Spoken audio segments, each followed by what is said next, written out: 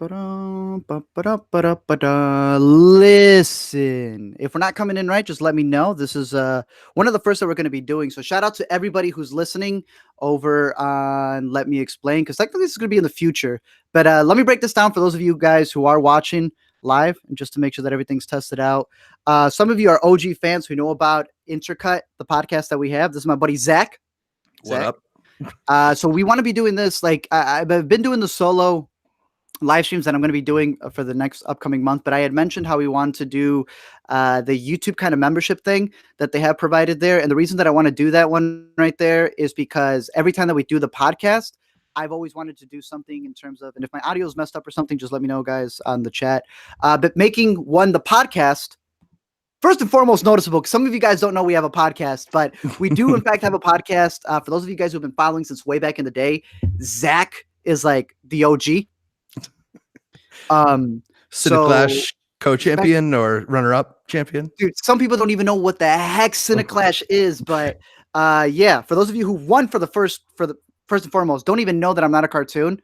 I am the human representative from the A to Z show and Intercut over here doing this thing. But pretty much we have a podcast, and we've had the podcast. This is podcast number 53. And what we decided to do is for this whole month, we want to stream them, and anyone who catches them catches them. And then what Zach always does is that he edits the podcast very nicely edited and puts it up on the Intercut podcast. So even if you miss it, you can still go to the Intercut channel. That's always been in the description.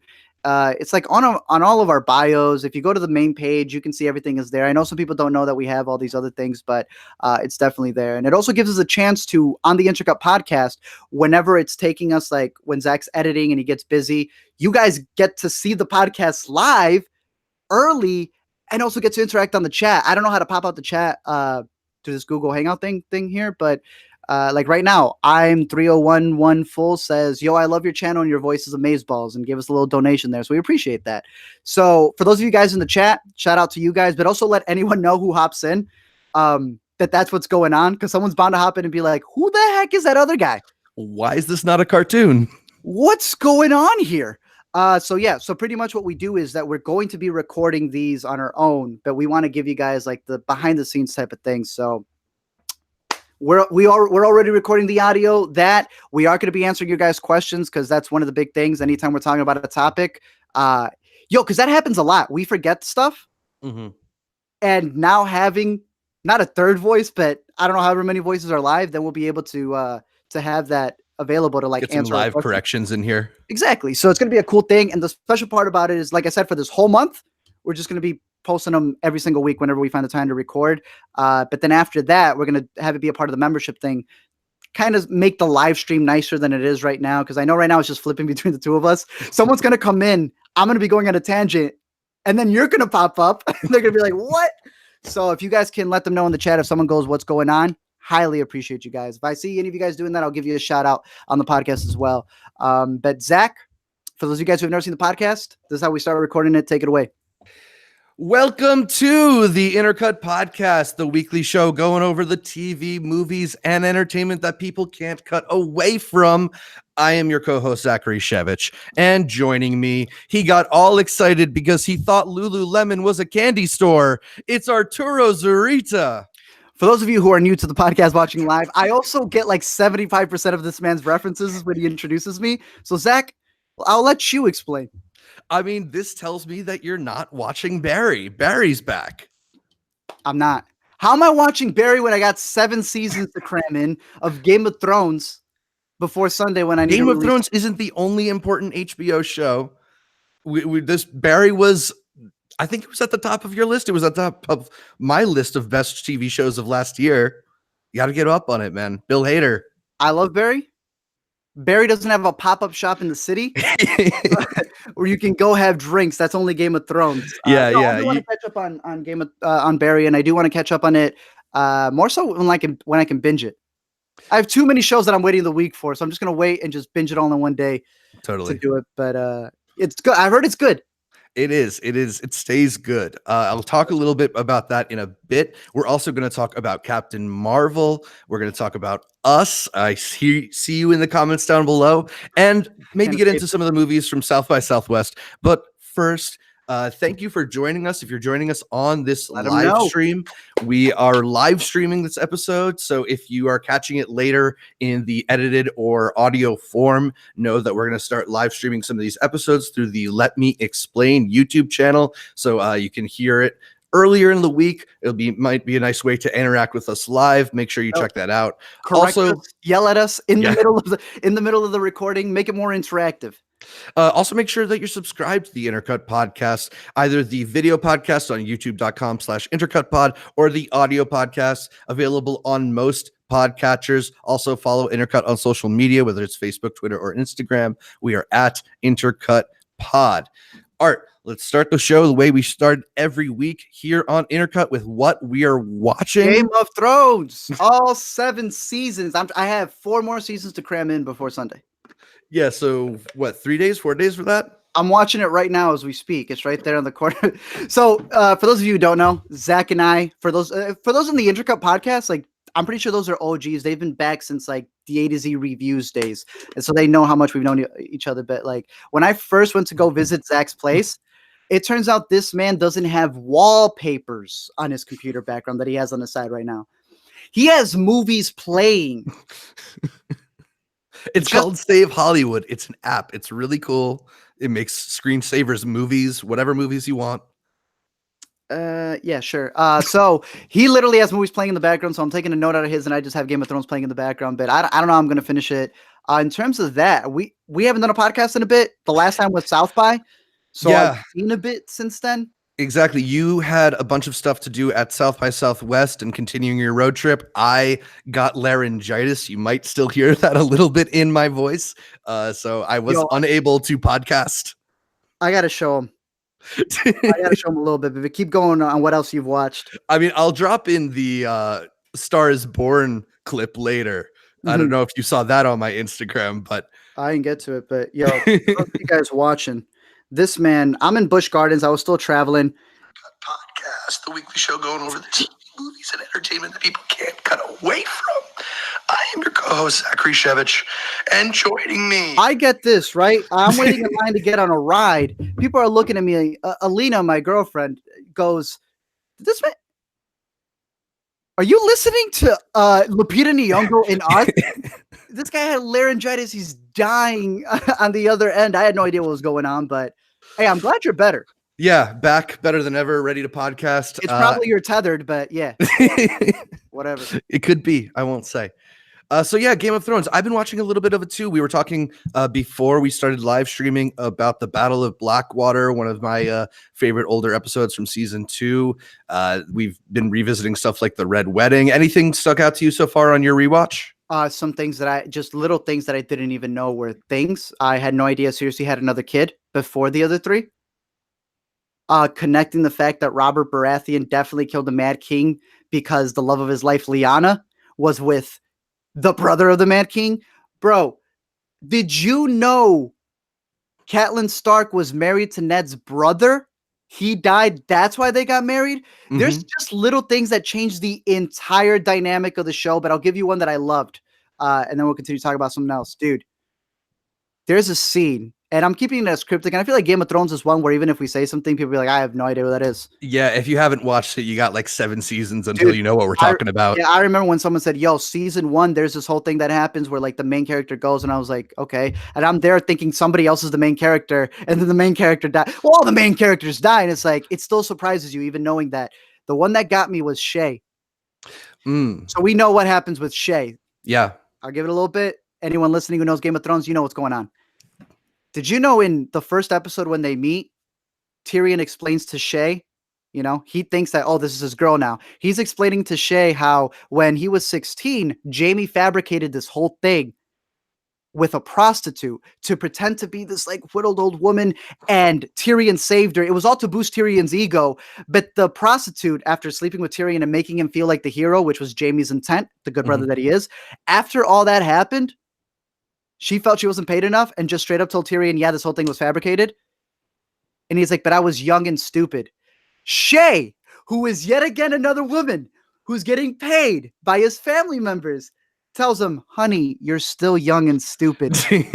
In season like 1, dude. Yeah. Or it could be 2. I don't know what it is. Stuff like that gets me. So I'm just listening to lines going, whoa. Some of these lines were said and the payoff wasn't until season 5.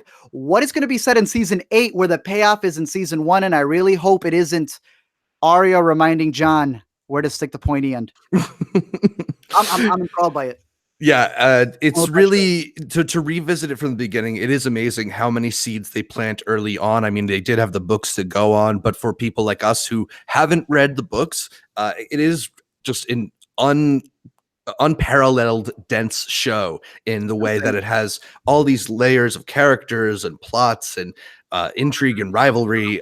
I'm really looking forward to my Game of Thrones watch party this weekend and to get into the new season. Maybe we'll talk about that on the next episode of the show. I mentioned a little bit at the top what I've been watching. Barry, it's 2 episodes in. I loved the first season. I thought the first season was pretty much a perfect season of television. And there was that New York Times article that we talked about on an earlier episode of the show, that the first season of Barry was so good, we're not so sure it should come back for a second season. It was perfect. Hey, tell them who the director was for some of the best episodes. Hiro Murai, who also happened to direct the first 2 episodes of this season, the guy who directed the This Is America Childish Gambino video and has directed a lot of your favorite episodes of Atlanta. So you got some pedigree behind the camera, and you got Bill Hader, Henry Winkler in front of the camera, Emmy-nominated Emmy winners. Bill Hader in particular is so good on this show. Crazy. I think a lot of people, only see him as this kind of comedic guy from his Rubber Man acts on Saturday Night Live, but he's got a surprising dramatic depth. And when he goes to those places on Barry, it resonates and it really gets under your skin. It's a really amazing show about this hitman who tries to turn himself into a better person. Can he be a better person? Is he really trying all that hard? I've been consistently impressed with the way that they've been able to juggle plates, and it feels like they paint themselves into a corner at the end of the first season. Second season has been excellent so far. NoHo Hank is still the funniest character on that show. So I highly recommend it. I hope you can catch up with it soon so we can talk in a little bit more detail about it. I'm excited. If anyone hasn't seen Barry season 1, do it. I'm probably going to make a video after Barry season 2. I'll probably combine both of them. Nice. So let us know what you've been watching in the comments below or by shooting us an email. The address is intercutpod@gmail.com. We're going to move down to yay or nay and talk about some of the movies that we haven't been able to talk about in the past couple weeks of the podcast. That's including Captain Marvel, Triple Frontier, and Us. So if you don't want to hear spoilers for any of those movies, make sure you hit the description below or do something. Catch up with us later. We're going to start this off with Captain Marvel, the latest entry into the Marvel Cinematic Universe and the last one we get before Endgame changes Marvel as we know it. This was the Brie Larson starring adventures with the Skrull and the Kree. I can't really keep them in order. Art, let me know. Yeah, Art, you put out a video on Let Me Explain about the movie, but generally, what were your thoughts after seeing it? It's the same as. Did you end up seeing it? Yeah. You don't watch superhero movies. No, but I got this podcast, man. We got stuff to talk about. Got work to do. It's the same as all the other ones. You know what I mean? Yeah. And no, because I see some people, we don't usually talk spoilers. If we talk spoilers, we'll usually mention that there'll be spoilers or something, but it's the same as it's not Iron Man, not Guardians of the Galaxy, but in terms of Thor, Captain America 1, it's in the same realm of those, in my opinion. And I think it just needs time to grow. It's just, I learned that word earlier today, the optics. The optics of it, her campaigning for it and the stuff that she had said maybe could have been worded differently. Articles writing about it could have worded it differently. People reacting to it could have been worded differently. But I'm not too worried about her character because I am one who believes Ant-Man is better when the Russos had him. I am one who believes Black Panther is better when the Russos had him. Right. So now they're directing her and they're directing Captain Marvel in Endgame, and some people have already said, I'm not watching the clips. First of all, first and foremost, and this goes to the live chat again, just want to incorporate them in here. Shout out to live chat. Stop watching clips to Endgame. Wait for the movie. We got a little bit. All right. Someone told me there's a clip that's out and that she supposedly like kills it, sells it. I don't need to see the clip first and foremost, but I believe that. I do think that the Russos are able to direct the characters a lot better than they do in their feature films. So Yeah, the Russos have found a very good tone for their work in the Avengers, and I feel like Brie Larson is a capable enough actress that she will blend in seamlessly. we But like her. yeah, Right? we like her a lot. I mean, Yeah. shout out to Short Term 12 fans out Mhm. there. But I do think that they didn't necessarily find the right tone in Captain Marvel, where they're See that? trying to do this like 90s throwback thing, and they're trying to do this like you get down and you fall down and you get right back up thing, Mhm. and she's both kind of like spunky but also hard nosed, and I don't know, the character didn't necessarily feel as laser focused as the better superhero movies are, in my opinion. I didn't think Captain Marvel was bad. I thought a lot of the action sequences worked for me. I just didn't necessarily get absorbed into her as a character yet. And granted, I think that most of the characters in the MCU, I didn't really get that absorbed by their character in the first film. At Thor, it That's what took I'm until the saying. third. Yeah. So, we'll see. We're gonna get a lot more of her as Captain Marvel. I feel like maybe future installments will be a little bit better, and maybe we'll get her Civil War next or whatever that is. But for me, this one at least, it didn't feel like it did much. That's fair. And again, my biggest thing with rushing her character is just the fact that it came out like what, a month and a half before she's supposed to be an Endgame. Like we got 2 Iron Man movies, everyone had their solo. We had a little bit of time before we got the first Avengers, you know what I mean? And she got her movie and then goes directly into trying to defeat Thanos. But I'm not too worried about the future of it. I think they'll be able to not necessarily fix her character, but add to her character. More people will like her by like, I don't know, Captain Marvel 19 or something. Totally, totally. Should we move on to Triple Frontier? Bro, yo, so Triple Frontier, Triple Threat. Have you heard about that one too? What's that? Bro, I what? don't know. Triple Threat. Okay, so there's a movie called Triple Threat. And for those of you who don't know, I'm a big Raid fan. Iko Uwais is one of my favorite action stars out there. It's him. It's Jai White, who some of you only know him as the dude from The Dark Knight. Jai White is one of the best martial artists out there right now. Super chill dude too as well. And then I can't remember who else is it. There's a couple of other people. I don't know why I'm blanking them. A bunch of like other side of the pond Asian cinema action stars that are crazy, even some from here. Thing is insane. It's full of all these action stars, and it comes out like the same week Triple Frontier comes out. So I'm just like, all right, I got to make a video about Triple Frontier, Triple Threat, and then I started looking for other movies with Triple. It's got to be Triple Red or Triple Nine. So it's like all these Triple movies that were just popping out and stuff. But Triple Frontier was good.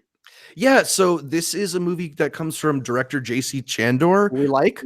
We like quite a bit. I'm a J.C. Chandor, self-proclaimed. It also has a killer cast with Ben Affleck and Oscar Isaac, the two dudes who I can't tell apart from each other, and Pedro Pascal.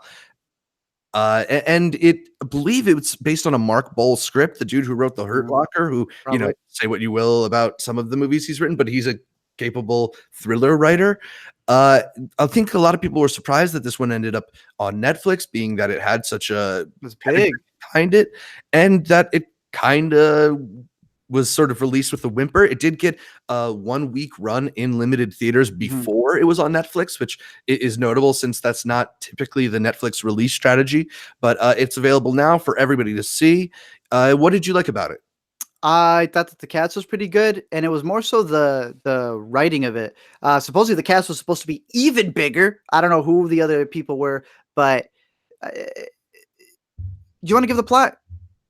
Yeah, so the basic plot is that Oscar Isaac is working as a private contractor for, I believe, the military or something, and working in South America and working against some of the drug cartels, and he basically gets information that there's a lot of money in this one drug lord's house. So he recruits some of his former co-servicemen, I don't know what the word is, the other equalizers. Yeah, to go in and rob the house with him.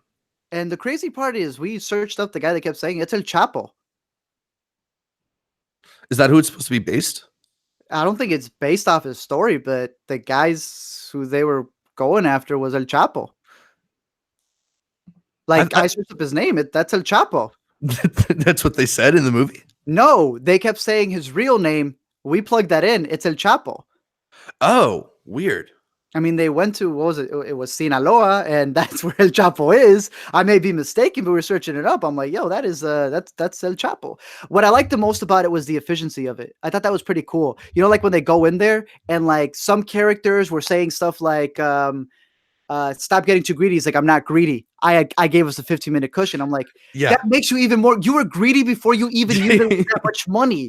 I really like the way that they were just doing things, the efficiency of it. Yes. I mean, especially with us right now, as we've been like building up the website. So for those of you who don't know, with Intercut and everything else, Zach's been like building up the website and like, you know, having us kind of be on the same page, like works beautifully. And I don't know how many of you have seen that 5 o'clock, the 5 a.m. Marine who was really big on like wake up every day at 5 a.m. Right. Because things work efficiently. Seeing this movie, I was like, yo, I am so used to, we all know group projects. We all know coworkers. No one is ever on the same page. Bro, these guys like not even shooting each other because they knew they knew how to clean up everything, like the efficiency. They felt like real Marines. I feel like a lot of heist movies, you get this kind of like ragtag group, and it's not necessarily a Marine. Yeah, and it's not necessarily supposed to be quite as precise. Like even a movie like Ocean's 11, where they're very cool about it, they still make mistakes and stuff, but there's a military precision to the way that they carry this out. I was like, that was pretty interesting, and I thought was a interesting twist on what is otherwise a kind of familiar idea. So I really like the execution of the first half of the movie, the way that they were able to infiltrate this house and very like systematically go about stealing the money and getting out of there. What did you think though when they are actually on the run and trying to extract this money, the second half of the movie? I'm hearing some people in the chat kind of saying that the writing was interesting, but they thought it was a little bit boring. Again, we're talking about Triple Frontier on Netflix. I enjoyed it mostly because for me, the difference wasn't, oh, this is bad writing. There's a difference between bad writing and then a character making a really idiotic decision. Do you get what I mean? Yeah. So I know some people were complaining. They're like, oh, when they meet the townspeople, like, why would you do that? It's like, okay, I get what like you think would happen, but the writing makes sense in terms of these characters who are like, we know the domino effect. Right. And they're being portrayed as flawed characters. Like Ben Affleck's greed is like a consistent thing that his character portrays in the movie. So I wasn't too much against it, especially with the things that happened towards the last act. I was okay with it because I thought it was entertaining. It kept me intrigued. What did you think about the final line or piece of paper? I mean, I'd be down for quadruple frontier if that's what they're implying. Why was it triple frontier? It was one border, no? Well, but you gotta add a number for the sequel, don't you? But it's like the Mexican border. What was the other border? I have no idea. Well, I know the third border was their friendship. they had to get over the friends we made along the way. Yeah, that was the obstacle. Yeah, I mean I was less entertained by the second half of the movie. I felt it sort of get a little more plotting, and they come up against the same question again, like how difficult are we going to make this on ourselves? Yeah, just to try and get out with all of this money, even though this is clearly becoming a bad idea and becoming a worse idea as we go along. Yeah. That donkey shot off the mountain that was wild. That was, first of all, I was not ready for that. As someone who has seen those cliffs, like I think the actual cliffs. Yeah. No, absolutely not. That was kind of crazy. But yeah, what about you? Are you down for a return to Triple Frontier? I liked it. I thought it made sense. Some people were complaining, going, "Did they not learn their lesson?" And I'm like, guys, that was the lesson that they don't learn their lesson. This is like masculinity to the fullest. Of course they don't. Yeah, it Like, what is did a you think very was like going to happen? macho movie. Right. And then someone goes, "I didn't see it going." Like, what did you think? Yeah, of course it was going this way. Yeah, without a doubt. But I enjoyed it. I thought it was good. It goes back to what we've been talking about Intercut since like what? Intercut number 3. Does Netflix just bury things, man? Yeah, yeah. Could this But movie have been bigger if it was out? Would it have lost if it was out? We say that too. A lot of people are like, put the movie out in theaters so more people will know about it. And they may know about it, but the movie could lose money. yeah, I mean, I just find it hard to imagine with that kind of cast, if you give it like an even decent marketing run, it'd Mhm, probably be a movie that a lot of people saw in theaters. I feel like it's the kind of movie that people go see in theaters, mhm. not the movie you'd expect from Netflix. But I'm glad I got to see it on Netflix. It I'm always I'm always in favor of more work from JC Chandor. So Yep. although I might say it's my least favorite of his movies, just No, no, because I no, no, have no, a no, no, no, no, no. high bar with it. All is lost is dead last. My man can record a Yeah, commercial. maybe.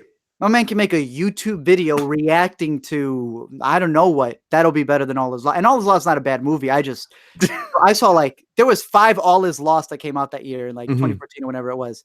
It's like y'all lost at sea and yeah. Buried.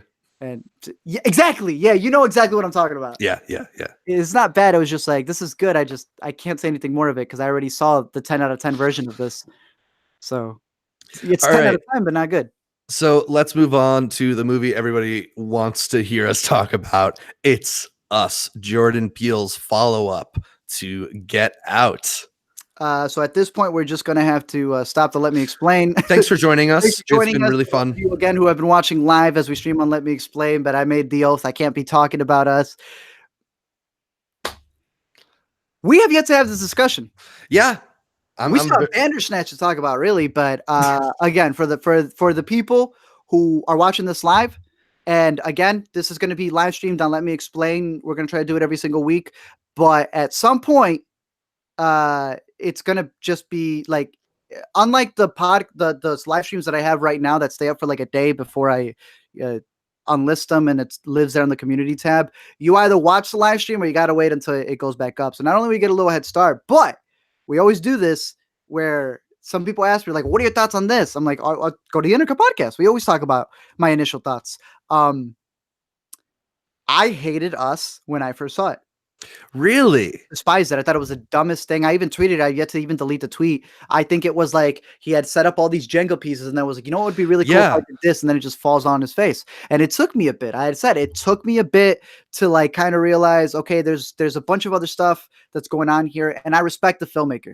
If Yeah. I watch a Denny movie, there's a list: Denny, Jordan Peele, Paul Thomas. uh, Paul Thomas, Garland. You know, when I saw Annihilation, I was like, all right, this is interesting. Uh, I don't get the point of it, but you know what? I'm gonna be on me, and that's like I make this confession because a lot of people feel like you gotta like love something right away, and if you don't want to tell anyone, dude. It's completely okay. I know some people look up to like the Let Me Explain that we do. I'm telling you right now, dude, hate a movie. That's not a bad thing. The bad thing is when you just immediately, which I guess I kind of did, immediately just spew that out there before informing yourself. We are obviously huge on the idea that just because you didn't understand a movie, that doesn't make it a bad movie. Right. You didn't understand it. I have faith in Jordan Peele. I go and I do my research on it. I'm okay with not being the first video out. Um, but clearly, a lot of other people started doing explain videos, and I was like, I mean, they've got it now. I mean, I was mentioning in the live stream as well. Sheesh, everyone does it now. You know what I mean? And my grandma Mhm. started a YouTube channel in Spanish. Déjame explicar. I was like, Grandma, sheesh, stop taking the vibe, bro. Everyone had it, so I'm personally waiting to make the Let Me Explain once the movie comes out so I could talk about it a bit more. I don't think it's a masterpiece, but I think there's a lot of things that people are still missing. And as we always say, some movies are better discussed than watching again. There's Mhm. so many interesting things to talk about. Best price I can give it, this man created a new term with Get Out. which was the Sunken place. sunken place. We use it in everyday jargon, bro. Tethered. I I've been using it. I've seen other people use it. It's a very easy one to use for. Let me explain an A to Z. It's super easy to use. Yeah, Who's I mean, tethered? I think whether you liked us or hated us, whether you liked or hated Get Out, the inarguable fact about Jordan Peele as a filmmaker is he That has shit an is eye for iconic visuals and Mm. iconic like ideas that get buried in your mind. All You right. know, he's very good at giving you these things that are going to resonate and let you and you can forget about most of the movie and remember that idea, and that's what people are talking about. So I gotta give Jordan Peele credit for that at the very least, because he's in such a short time has become such a great visual stylist. True. Now, the argument has been, I agree with you, but it's the same thing that happens with, hold on, especially since this girl Haley Lou Richardson is in it. Yo, a lot. Alan Magana, they know. Haley Lou Richardson. Someone said review 5 feet or 5 feet apart. Haley Lou Richardson. Thank you. Someone watches the Intercut podcast on Let Me Explain. I like that. Shout out to Roger. Yeah, because I think we have our argument. This has nothing to do with the US review, but that's how the Intercut podcast goes. I always say Haley Lou Richardson. You say who? Oh, Mackenzie Davis. No. I know Mackenzie Davis is your girl, but we were comparing. This is such a sexist talk, but we were comparing actress-wise. Zoe Dutch. Zoe Deutsch, yeah, her. Yeah. Between the two, I always say Haley Lou all the way, but yeah, shout out to you. We are listening to the chat a little bit there, but in terms of us, the argument is he's just Tarantino. Those aren't his visual shots. That's a shot straight up from The Shining. So we can thank him for the homage, but we can't give him credit for the two twins dead on the floor because that's ripped from The Shining. A lot of stuff are from Jaws, the diopter shot, Jaws and De Palma. Yeah. A lot of people would argue that he's just the logic. I just infuriate a bunch of logic fans where he makes entertaining stuff, but it's just a repackaging. Yeah, I It's your don't rebuttal. I don't believe that. I mean, what are we going to limit? Anytime somebody wants to use a split diopter, it's like, oh, Yes. you're just trying to be De Palma now. Like It's like rap, bro. You can't steal the flows. everything is influenced by something, and you know, you can look at the Use the glove, camera. and I would say the glove is something that is very visually appealing. In us, but it's so clearly influenced by Freddy Krueger. That doesn't mean it's bad. Well, I see it as being influenced by Thriller. That too. And that's where the red jacket comes in, which again, that's more into the spoiler Easter egg type of territory. But how do you feel it holds up as a movie? I think these are the type of movies, as I've been criticized before, where you can review it from the perspective of my LME people, as I would say, who like the basics, just like the emotions. And then there's the theme sides of it, right? Right. Obviously, on Let Me Explain, I'm just like breaking down the plot. And I think you could divide this movie between, is it a good horror movie?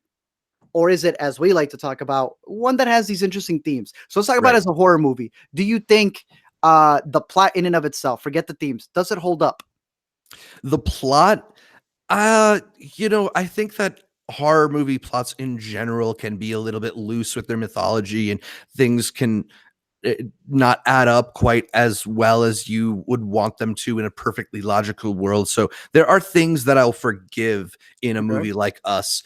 You know, a lot of people talk about the twists and the final twist and whether or not that even makes sense. And that's one for me that I'm kind of willing to give them the benefit of the doubt. For me, I found the plot was engaging, but not necessarily, you know, invigorating, or I thought the world of the tethered wasn't necessarily one that was nearly as compelling as some of the ideas that he's had in Get Out. You know, I think that the plot was mostly just for me like the vehicle to get to the more interesting thematic stuff or the more interesting visual stuff. It wasn't something I was heavily invested in. Do you think it's a good horror movie? It's okay. I think it's okay as a horror movie. I think both Get Out and Us are not the scariest things. They're more social commentaries that have thriller elements to them. But yeah, I mean, as a horror movie, I found it just okay. So that's where it kind of blends in into if you had to pick between Nightmare on Elm Street and Babadook, you're the type of person who would pick. Babadook. I picked the Blumhouse movie. No, I'm just kidding. But it's that. Alfred Hitchcock is known as the master of horror, but I don't think anyone watches it right now going like, ah. Yeah, No one exactly. watches Psycho going like that. They just watch Psycho It's about going the like suspense and the ugh. thrills. Yeah. I see Jordan Peele as being, and I know everyone says this, and can we break this down and give me the rebuttal because we're always on Twitter. Someone says he's the next Alfred Hitchcock. Someone goes, why does he have to be the next Alfred Hitchcock? Why can't he be the next Jordan First Peele? Jordan Peele. To which then someone goes, it's because Alfred Hitchcock is his biggest influence, to which other people will go, well, does that mean we're not going to call the next person the newest Jordan Peele and it's a sign of respect, yada, yada, yada. I see that in terms of my man said no to Marvel. Yeah. You heard about that, right? Yeah. He said, erase my number. Erase my number? So that it got me thinking. I was like, okay, so this man really wants his like filmography to be all these different movies. And I start thinking, who has a filmography like that? And I start going, Hitchcock. Right. I start thinking Kubrick. Other than 2001 sequel, does Kubrick have any other sequels?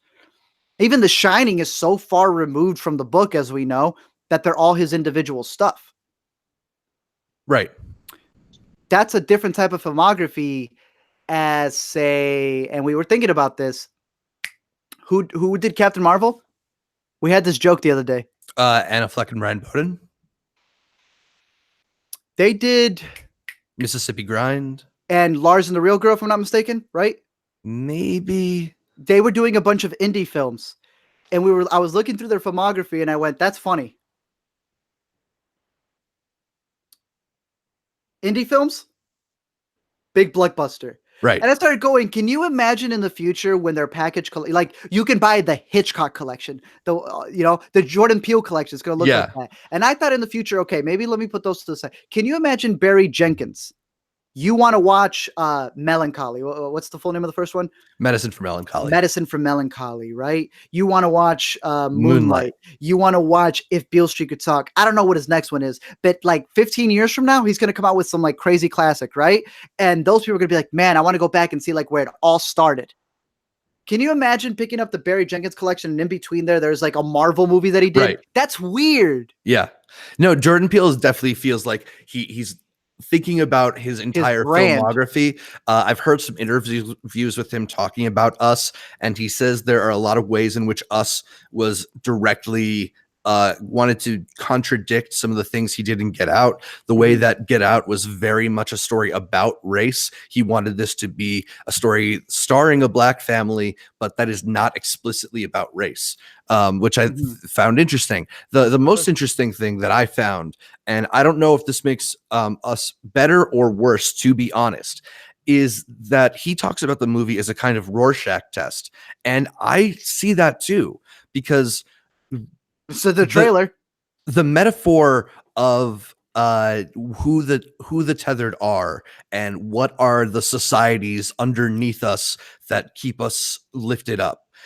It can be applied to so many different people. You talked to me about how Jordan Peele had mentioned the idea of Native Americans and occupied land. Yep.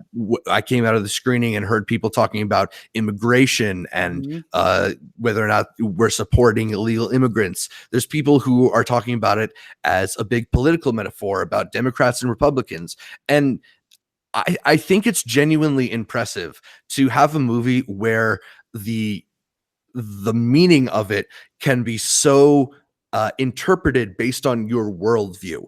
Whether or not that's good, I don't know. For me, it's definitely not as interesting as Get Out, where we can have a very specific conversation about the things that he's talking about, which are, really interesting and come from a very unique point of view. That to me is always going to make for the better movie, but I did find that interesting about Us. In terms of themes, I think this movie works better as something to talk about outside of the movie as opposed to rewatching it. And I say this by starting off with a big, huge shout out to one of my favorite movies, and I say you would agree as well, Enemy. Yep. That is a movie where it distinctly has a a theme. And to me, it's about adultery. It's about this guy fighting with his doppelganger because he's about to cheat on his pregnant wife. Do you agree or disagree? To an extent. I feel like that's 100% what it is. Yeah. Like that's why he's always at a brothel and different things like that. Right. So to me, like that's what the spiders represent. Because at one point the spider is like his mom, and the spider is all that. I mean, that's getting into a whole other thing, but that gets into the subconscious of it, right? Peele's trying to do something that's very subconscious horror, which is just the idea of having a doppelganger is weird. So let's go on from that. Like you said, the iconography of just showing you something that, I mean, people are already dressing up as the tethered.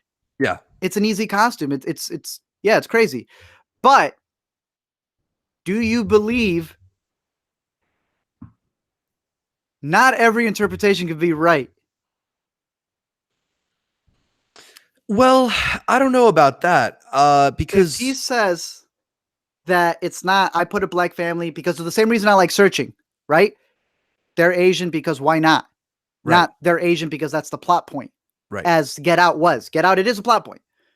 And that's how it works in the movie. But here it was just like, no, this is just the family we're focusing on. And personally, I like that idea. I like how it's a horror. The horror trope was black people dying first. Now it's a black guy who's like owning the genre. Yeah. That's one of the best parts about it. If he's telling you that the point of his movie was to reflect on us, he's said this multiple times. We always blame somebody else, but what if we realized we were the problem? And then people come out going, this movie's about Trump. It's like, whoa. This movie's about the Democrats. This movie's about immigration. And they start doing the complete opposite, which was supposed to be, this is a reflection of yourself. Think Blacker the Berry. Everyone likes the parts of Blacker the Berry, the verses that are calling out somebody else. But the moment that it was self-reflection, even though Kendrick said that it was supposed to be his self-reflection, not other people's, then people don't want to do that. I feel like he built this whole movie, and that's why the twist is the twist it is. Because it's from the perspective that you don't want to admit your own problems, and it's always easier to say it was somebody else's fault. So I think you can legitimately say every theme or theory coming out doing the complete opposite of looking at yourself is wrong. Well, or it just shows that it's making his point. We'll blame somebody else and never us. That's true, but the who us is and who they is can change, and I think the idea of the movie doesn't. And because us versus them is such a wide idea that's been so crucial throughout history, I think it just inevitably is something that you can kind of paste onto all these different ideas, and that doesn't necessarily make them wrong. If somebody sees the movie and thinks it's about immigration, I don't think they're wrong. Right, they're not wrong with it. Yeah. Which gets us into the death of the author thing, which is a whole nother discussion. Now I'm ready for that one because I don't know why they got to die. They could just sit it out. You know what I mean? I love Whiplash. I've said that multiple times. Damien Chazelle sees the ending completely different than the way I see it. I don't think he's got to die. Right. But again, if his purpose was for it to be about movie about self-reflection and no one self-reflects, is that a failure on his part? Because this was something that was brought up for This Is America, where a lot of people said him not explaining what it meant, or him saying this is America, but it's a black man doing the shooting. Not to get too much into it, but people were saying if you're trying to reflect about somebody else, but you changed the optics on it, then is it doing more harm than good? Or is the message not fully getting across if it's supposed to be about self-reflection? You're not doing that. Well, I think, we have to ask something of our audiences when interpreting art. The person who created the art is ultimately the one who's going to set us up for what we're going to see. But just because you don't get it doesn't mean it's unsuccessful. Sometimes you need to dive a little deeper or learn where the person's coming from, because everything is interpretable through different lenses and through different experiences. People in other countries watch American movies a different way than Americans do. So I think even if not everybody got it, it's okay. Doesn't make it better than Get Out, though, which I so you definitely you feel that that's the point of it. What? That definitively in your mind, Get Out is the better movie because of just the way it was done. Yeah, I Not mean, that I it takes thought, away from us, but that it's just yeah, bad. I mean, I thought Get Out was a more interesting premise, a more specific idea, and something that just felt more novel than Us Okay. did. I'll bring this up real quick, and I know we'll probably wrap up with it in a bit. I have a question over here to wrap up the us talk, but also I do have an Audible call. So again, those of you know, hey yo, when the Audible one drops, you guys got the head start on that. I can't remember what video. I think it's John Wick video. So I'm gonna have a call. Zach is gonna be answering some Q&As during that point. But I have a really big one right here, and I'm very curious to know your thoughts. Max Tracy says, I feel art loses some of its meaning if it's explained afterwards by the creator. I don't. What do you think? I mean, that's a really interesting question because it can depend on the piece of art as well. Mhm, Sometimes an artist ends up negating the interpretations that have been made of it. mhm, But sometimes you can shine a light on it. And I personally like when an artist is willing to shine a light on where did this piece of art come from, what inspired this. I think it's interesting to then analyze what was done in order to interpret this idea into a piece of art. You draw somebody and inevitably, you make their nose look a little bit bigger or mhm. their eyes seem a little smaller. And I think knowing where an artist is coming from provides additional interesting context to with which you can analyze a piece of art. Even if it contradicts your initial viewpoint of the movie, right? Yeah, because I also feel like, you know, just because an artist says something doesn't necessarily deny you your experience of it. I think about all the movies that have been kind of like claimed by the gay community and aren't necessarily Yo, gay the movies. LGBT community is wild. Like they don't mess around, bro. It's like Yeah. I can't remember what comedian I was saying, what I was hearing, and they pretty much said the LGBT community is like the most clever community. They took the rainbow. And They someone said that all they need to do is whoever does backlash against them, just claim that icon and you will ruin them. That right. is the most mobster, like it's crazy. But I agree with you. We worked on a short film that had just premiered. I helped edit it. It was called The Boy Who Lived in a Tree. And it's Mhm, about this boy. It's kind of like the giving tree type of thing. And mhm. this tree always like provides the boy with everything. And then the boy at a certain point decides to leave the tree and go somewhere else, but he does not explain to the mother. We got this. We showed it to a couple of people. Like I was showing it to people, and they're like, "Oh, it's a coming out story." I mean, I guess. Right. And then we realized that was the pitch to the movie, even though the director saw something completely different. Mhm. It's kind of crazy. I personally, I know some people were saying right now in the live chat that they feel it kind of takes away from it.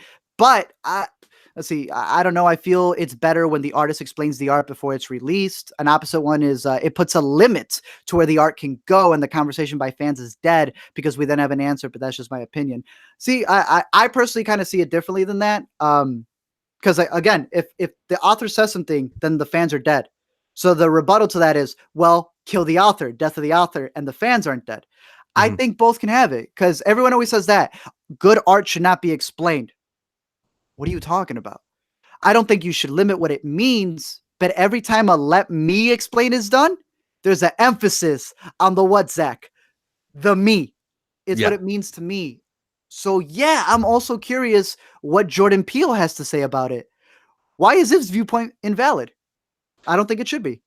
Right. Like it can add context, or if that's not really how you react to the piece of art, then you can kind of ignore it. I know a lot of people, and they're mentioned Jenks mentions this in the chat. There's a lot of people who are not listening to whatever J.K. Rowling says about Harry Potter. Bro, that's a whole different conversation. But if you want to have it, we've kind of had it at points. I Yeah. was always confused about that because she's always the first one that comes up about Death of the Author. Yeah. And then I realized that I don't know if that's JK's thing. JK wants to get credit. I never got it. Like it confused me. I was like, why are you all mad at JK? She wrote the books. Like you can't tell her she's the one who wrote the story, which is what I get at. Where if Us has a sequel, how can we say Jordan Peele's input isn't important if he's the one continuing the story? Some have brought out the fansplaining. You heard about the guy who created Yoda being told by the fans that he doesn't own Yoda because he only created him in a couple of years, and this guy spent 30 years with Yoda. And it's like, Yeah. do you see how Death of the Author can kind of swing to the other side? Nah, JK's is weird. And if you want to elaborate on this, JK wants to get credit from the LGBT community and from immigrants without actually putting the work in. Yeah, I mean, she has a That's history. different. She has a history of basically retconning, I think is the term. Different Yeah. elements of the Harry Potter books, saying uh Dumbledore was gay the whole time, and Mhm. maybe it's in there. I don't really read that closely enough to say, but a lot of times it feels kind of like unnecessary or superfluous at the very least. Yeah. I think that a lot of the ones that I've seen, besides like Under the Skin and again Enemy, where this man made them sign a contract. Denis Villeneuve said, "Oh, you joining? You got to sign this contract to never tell anybody what this is about." But there clearly is something. Like we were talking about Annihilation, Enemy, even Us. There is always in order to direct the movie and for it to be efficient, there needs to be what? An actual theme that everyone is following along. Right. Even if it's going to be different for everybody else, they need to have a standard. The production designers need to know what's going on. Like, what's the theme here? Because it has to reflect in the production design and the costume design and the script, all of it. So they have something. I am always interested to hear it, and I don't think it kills the discussion for everybody else, but it needs to be there. Sometimes, sometimes the director don't even know. That's where I have a problem with it. That's where I have a problem with it. So I think it's interesting. Yeah. Do you want to talk about South by movies a little bit before you get this call? Yeah, dude. Before I get the call, and again, make sure you just ask Zach a bunch of questions. Get to know him. Some of you don't know Zach, but Zach has been here for the longest time. Like Zach has been the dude. So yeah, I'm about to get a call in a little bit, and then we're just going to continue out the podcast. But what do you want to know? I made the video for the South by thing. It was my first year at South by. That was pretty dope. Yeah, so it seems like the festival features a lot of comedies, a lot of like crowd pleasers. Mm-hmm. Were those the movies you liked most? Was it the movies like I know you loved Peanut Butter Falcon. What struck you about the slate as a whole? Bro, it was a good balance. Good Boys, have not stopped talking about it. One of the funniest movies of this year. I can officially say, and I'm telling you this because if I ever say something is like the ending of Whiplash, that's a really big deal. It got close this year with one movie that we mentioned at Sundance. Yeah. But like, you know how I hate when people say the best boxing movie of the decade. Right. If you make that claim, I don't want to hear you till 11 years. You know what I mean? Yeah. I made that claim for Creed. I haven't said it since. This is the funniest movie since Superbad, in my opinion. Damn. In my opinion. And I've said this, and I can say this because it's been a month, almost 2. So I solidified in that. Love Good Boys, Peanut Butter Falcon, very small movie. Dude came out, just like said hi to everybody. Like I always love that. The movie could still be trash, and I can say, yo, that guy's the nicest guy. The movie's trash though, but to be that nice, come out barefoot in the sun, wait and say hi to everybody who's waiting in line for your movie.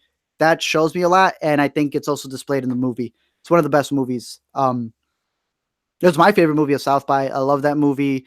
I'm surprised, as someone who has a sister with Down syndrome and like kind of knows the world. I've seen it talked about a little bit, but like the groups, like the special needs groups lost it when the actress with Down syndrome was in Glee, and I'm like, bro, come on, that's the one that got y'all attention. This is a movie where this actor with Down syndrome is the lead. He has gotten standing ovations. None of y'all talking about it. We say this all the time.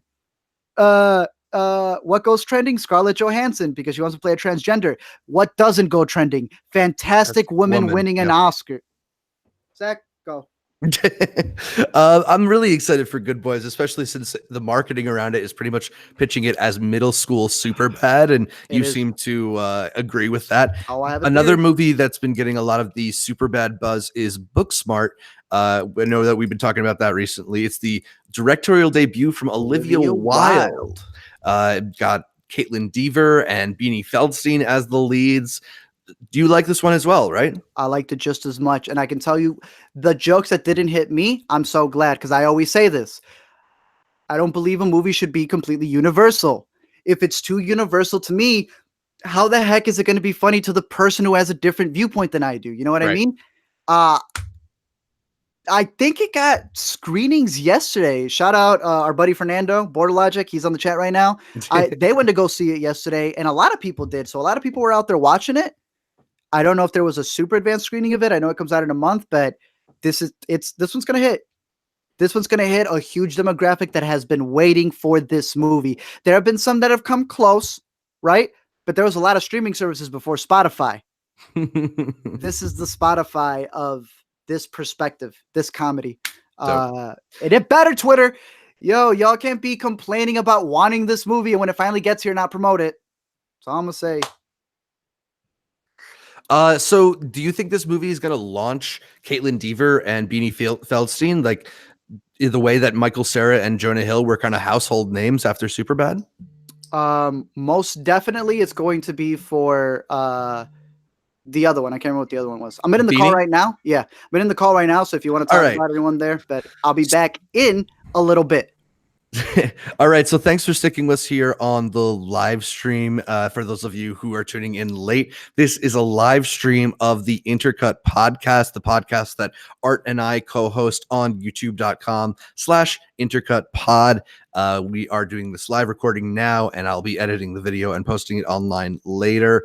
Art just went off to take a quick call from Audible, so I'm gonna do a quick Q&A, I guess, for anybody who's still in the chat and wants to find out my perspective or let me talk trash on Art. Let me know. I'll respond to whatever. Yeah, Border Logic Fernando is pointing out that Beanie Feldstein is Jonah's sister. That's the kind of funny thing that I think about Booksmart. If you've seen the trailers for it, she very much looks like she's playing the Jonah Hill in Superbad role. I'd be very excited if she can kind of get that career afterwards. If you were a fan of Lady Bird, she's the one who gets the titular role in what was it? In The Tempest, I want to say. So shout out to Beanie Feldstein. What have I watched the OA? Yes, I've watched the first season of the OA. I did not like it, and I am generally a fan of Britt Marling and Zelbot Monglij. I kinda was just confused by all the different things happening in the OA. I've heard the second season is interesting, so maybe I'll give it a second chance. What did I think of the Lion King trailer? I mean, the Lion King trailer dropped. It seems pretty much shot for shot with that with the original Lion King. So that's interesting to me that this movie has all this hype around it when that's something that Gus Van Sant was criticized for when he remade Psycho in color. But the animation looks really great. I really love the voice cast that they've assembled for this new Lion King. So I've got some interest in it. I'm not a big fan of most of the Disney remakes. So yeah. How important is the length of a movie, and why are so many of them about 120 minutes long? I feel there's probably a more complicated answer to the reason why 120 movies are 120 minutes long. Shout out to Jenks, by the way, for sending this question. But I feel like the really simple answer is that's about how long humans are willing to sit in a chair and not go to the bathroom. You see this it's not just movies. Like most Broadway plays run about 2 hours, even if there's like an intermission. Most sports events are like between 2 or maybe 3.5 hours. If something is 4 hours long, people leave early, watch a baseball game, and for any proof of that. So I don't know. I don't know how much of the fact that movies are 120 minutes long, generally speaking, is sort of reverse engineered from how long humans are willing to sit down, or if there is a more interesting explanation for it. But that would be my explanation for it. Border Logic, yes, I am extremely excited for Detective Pikachu. Gustavo wants me to talk about how Barry Jenkins and Damien Chazelle were the talk of the town in 2016-17, but were completely overlooked in 2018-19. It is pretty interesting that these two filmmakers who were relatively new and became quickly hailed as like these masters of cinema, new masters of cinema, and competed and split Oscars for Whiplash and Moonlight, then made very good movies in First Man and If Beale Street Could Talk, but were largely overlooked by awards. I think ultimately it comes down to the fact that the movies that they made Well, part of it is that Moonlight and Whiplash were both revelations for these guys, right? Damien Chazelle had previously done something on a park bench. I'm forgetting the name of it right now. Barry Jenkins has previously done Medicine for Melancholy. Both movies are interesting, but the second movies they did are huge steps up, and that kind of is a thing that captures people's attention. Whereas when you already have high expectations for a filmmaker and they put out If Beale Street Could Talk, maybe you're a little more of the opinion that, yeah, that's what I expected Barry Jenkins to do. I also feel like First Man and If Beale Street Could Talk are much more internal and thoughtful, like contemplative movies than Whiplash and Moonlight, which have some more visceral thrills and pleasures, and just maybe aren't the If Beale Street Could Talk and First Man aren't necessarily the kinds of movies that capture public attention the same way. So yeah, there we go. Thank you, Shane. Guy and Madeline on a park bench. I think Stanley Tucci's in that one. I could be wrong. So anybody just joining us now, thanks so much for tuning in. Again, we are doing a live recording of the Intercut podcast. Art will be back in a little bit. I am just answering some questions in the meantime, so feel free to leave your questions in the chat. I'll get to them. Oh, hey, Thembasil wants to know what my channel name is. I post sometimes to a channel called Multiplex Show, but mostly you can catch me on Intercut, youtube.com/intercutpod. We do this weekly podcast. We've taken a couple of weeks off just because I am recovering from laryngitis, but we'll be back every week doing the latest in movie news, movie reviews, TV, all sorts of stuff. So the best place to catch up with me is either following me on Twitter @Cshevich or checking out the Intercut podcast where Art and I talk about movies every week. Predictions for Endgame. Gabe needs to know. So we don't believe that the people who got dusted are gone anymore, do we? I mean, I think generally speaking, we think that the ones who are left are the ones who are in danger, right? I'm thinking about this more from the perspective of like the real world, knowing that Chris Evans has said goodbye, and I believe that Robert Downey Jr.'s contract is over, and Chris Hemsworth's contract, I believe, is over too. So I'm going to go with that, with this being the final time we see all but 2 of the original 6. And if I had to guess which 2 of the original 6 will be back for other Marvel movies, I would say that we're going to see Black Widow, as they've mentioned that they're going to get movies with her, and that we might get some future Captain America, even though he said he's walking away. I wouldn't be surprised if he shows up in like a end credits tag 5 years down the road or something. I don't know. We'll see. Hey, King Banana. I am Zach. I'm the co-host of the Intercut podcast with Art. Art is going to be right back. We are just live streaming a podcast recording. So thanks for tuning in. Yeah, we just talked about us earlier in this podcast. So make sure to tune into Intercut tomorrow, or check this live stream later if you want to hear some of our thoughts on the movie Us. Magnitude wants to know what Black actors I would like to see have a role in a future Jordan Peele film. Personally, he wants to see Donald Glover and Lakeith Stanfield. Those are really great picks. I love both of those actors.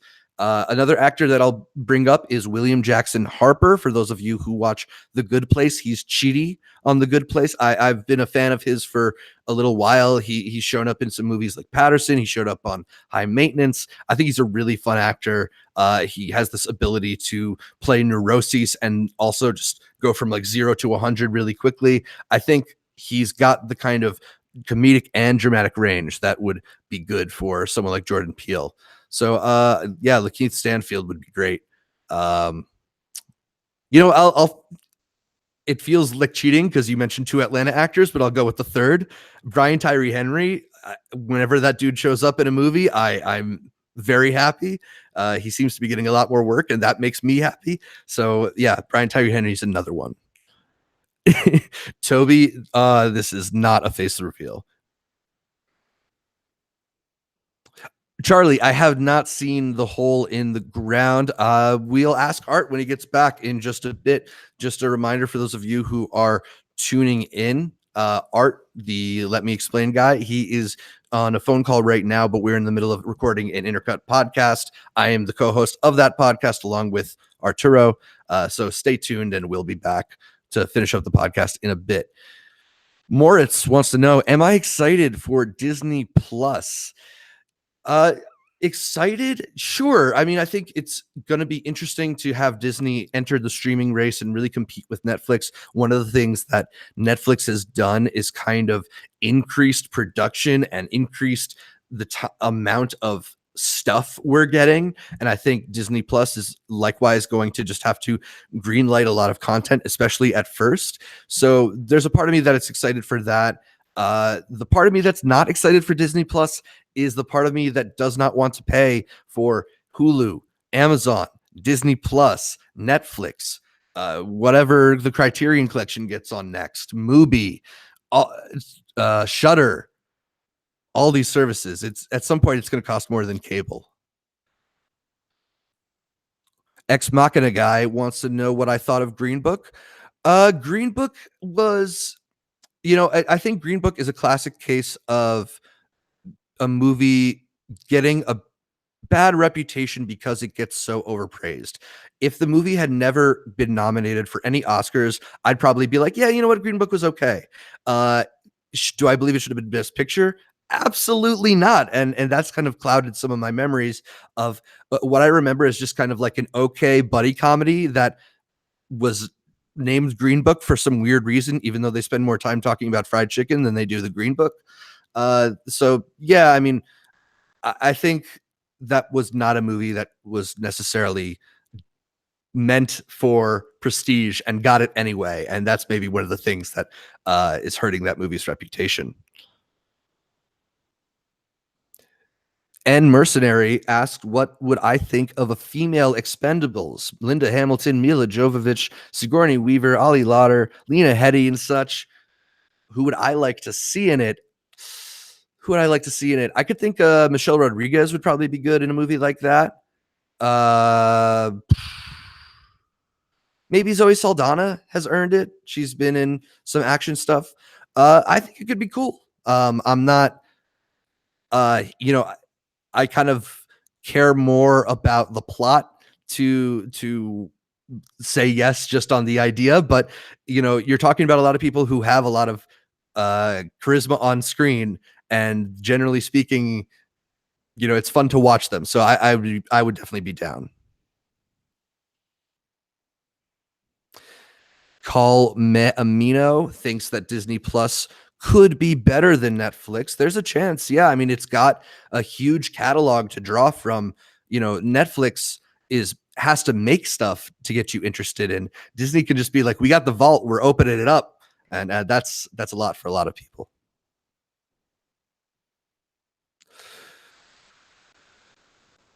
Thoughts on the black hole from Moritz? It's real. That's cool. Shouts to Einstein.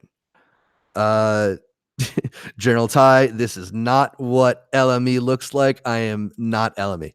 But LME will be back soon. I have not seen 5 Feet Apart, but I know Art is a huge Haley Lou Richardson's fan, so he'll be a fan of it. Thoughts on Shazam? I haven't seen Shazam. I know Art has seen Shazam. You've seen it on his channel that he posted the Let Me Explain for it. I know he saw it a second time and he still enjoyed it, even though he told me it's a bit corny. So I'm interested in checking it out. A must-see mafia movie. Jenks just watched Godfather and Goodfellas, so it's a genre he wants to get into. Man, I just actually rewatched Goodfellas because my girlfriend hadn't seen it. It was her first time watching it, and damn, what a good movie that is. I love the later section when it kind of gets that like cocaine-fueled editing, and also The Godfather is just like the classic. I'm assuming since you said you saw The Godfather Part 2. But that's definitely one that I would recommend. Other movies in the mafia genre. That's a good question. It's failing me right now. I will come back to you with that one, I promise. Favorite Emmy winning movie. I'm struggling to think of what movies won Emmys off the top of my head. I don't know if you want to count OJ Made in America, the documentary series that won an Emmy and an Oscar. Did The Tale win an Emmy? Because that was a movie I liked a lot, and it aired on HBO. Leslie Flores wants to know what are our thoughts on Us. We talked about Us earlier in this live stream. I don't know how easy or possible it is to rewind back, but when this live stream is available, you'll be able to listen to that. And we'll be posting the Intercut podcast that we're recording to youtube.com/intercutpod tomorrow. So make sure you're subscribed to that channel and you'll hear me and Art talk about Us. Show us your room. I'll show you a little bit here, but that not more than that. I did see the new Lion King trailer. We were talking about that a little bit earlier. It should be interesting. I love the voice cast they've assembled for it. Yes, Chase, it is a live intercut, and you could give me a question. That'd be great.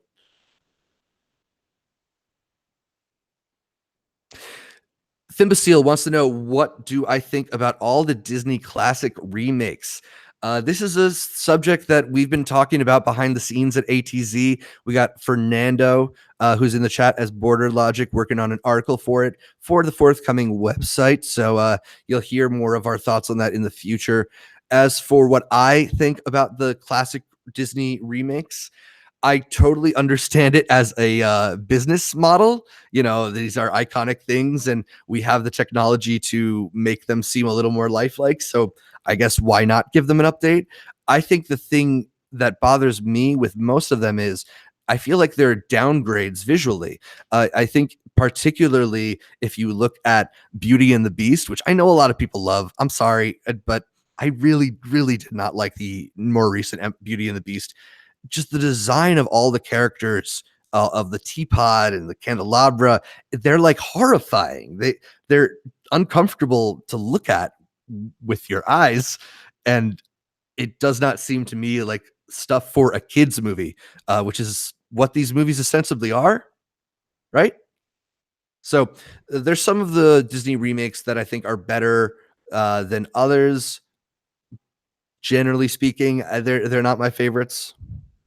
I do have Letterboxd, Gustavo. I'm at Zshevich on Letterboxd. You can check out all the movies that I've been watching recently. I watched a great documentary recently for the second time, one that Art and I saw at Sundance called Midnight Family. It's a really, really interesting documentary about this family in Mexico City that owns a private ambulance and basically is like racing around the city trying to help people and get money. It's a really amazing film, and it won for best cinematography at among documentaries at Sundance. So make sure to check that one out and check out more of my thoughts on my Letterboxd. Yes, thank you, Jenks. The teacup was freaky. Ryan wants to know how come I hate Blade Runner. I gave Blade Runner 3 stars, bro. I don't hate Blade Runner. I am not wowed by it, and I wonder if that's because I've seen so many things that are influenced by Blade Runner that the visual style of Blade Runner, which is one of the things it's most well known for, didn't have the same impact on me that it would have had I seen that, when the movie first came out, something like that. Any theories on the end of Game of Thrones? Chase wants to know. I mean, the story can't have that happy of an ending, right? Are we gonna get? I'm wondering how many people are gonna survive, but I don't know how many people they can organically kill still. I'm going with Sansa having more power than she does right now at the end, John dying, and something about Bran being responsible for the Night King. Hey, the Kit Kat. I am Zach. I am the co-host of the Intercut podcast, which Art and I co-host on youtube.com/intercutpod. I'm doing some live Q&A while Art takes a phone call. We're going to be back and recording the podcast in just a bit. So feel free to stick with us or return in a little bit. Feel free to let us know some comments, or let me know some questions in the comments below, and I will get around to answering them. Chloe, no, I have not seen Quicksand. Moritz is from Germany and wants to know if I've seen the German show Dark. This is one of the shows that a lot of people who have been watching the Intercut podcast have been trying to get me and Art to talk about. I've only seen 2 episodes of it. For whatever reason, I haven't been fully gripped by it, but I've heard it gets really, really good. So we'll see. I'll try and get into it. I don't think Art has seen it either, or at least not all of it. Will another movie ever match the hype of Avengers Endgame? Asks Max Tracy. That's an interesting question. I mean, they've been building to this moment for a decade plus, and according to some of the things that Kevin Feige's been saying, it seems like Marvel isn't going to be doing the same kind of big event team up movie in the future. So I don't know. It Hollywood always seems to find a way to top itself. And if you raise the bar, somebody's going to try and figure out another way to raise the bar. So I don't want to say no, but I have no idea what would top the hype for it. I thought when I saw Star Wars Episode 3 back in 2000, whatever, that no movie would ever top the hype for that. And look where we are now. Marion wants to know thoughts on Kevin Smith's Dogma, or if I've seen any of the Jay and Silent Bob movies. Yeah, I'm familiar with the View Askewniverse. I was a big fan of a lot of the Kevin Smith movies, especially growing up in New Jersey. Have been to the Secret Stash down in Red Bank. I even was briefly on a Comic Book Men podcast, just because I was in the right place at the right time. So yeah, Dogma actually is my favorite of those early Kevin Smith movies. I think it is surprisingly thoughtful and has a lot of cool questions in it and really great performances, especially early Ben Affleck and Matt Damon performances.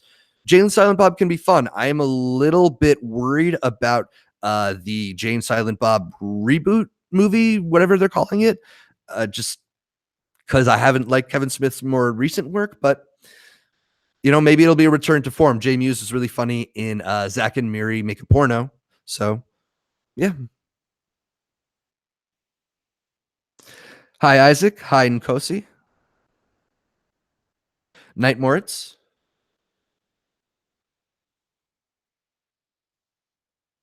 Peanut Butter Parker, what are my thoughts on La La Land?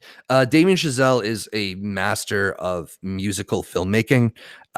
You know, the thing about Whiplash that really blew me away was how well timed some of the cuts were and how rhythmic it was. This feels like the most pretentious thing, but I'm going to say it anyway. Watching the movie felt a little like watching jazz in the energy and flow of it. So La La Land, I think, has a lot of those same elements. He's just got such a intuition for how to move the camera with the music and how to keep things flowing. For me, it's one of the best movie musicals ever made. John Bailey wants to know what I think the best Marvel movie is. I am not the biggest fan of Marvel in general. I'm not like a comic book guy.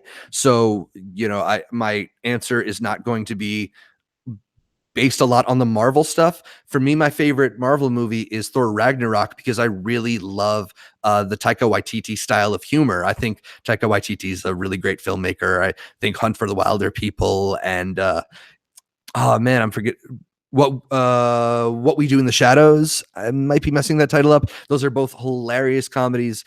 So I think he really brought an energy to the Thor movies that felt right and kind of paired the ridiculousness of a god character with some of the ridiculous exchanges of humor. So I think Thor Ragnarok is my favorite of the Marvel movies.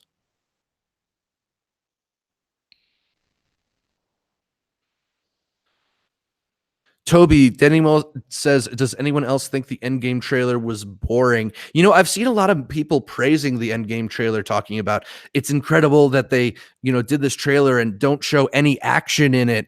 And I get that, but, I think trailers, generally speaking, for a Marvel movie at this stage is almost meaningless. I mean, I don't know how many people are out on Endgame and then see the trailer and going to be like, wait a second, now I need to see that movie. Now I need to see Endgame. Like you're in already. If you've seen the movies, you're in.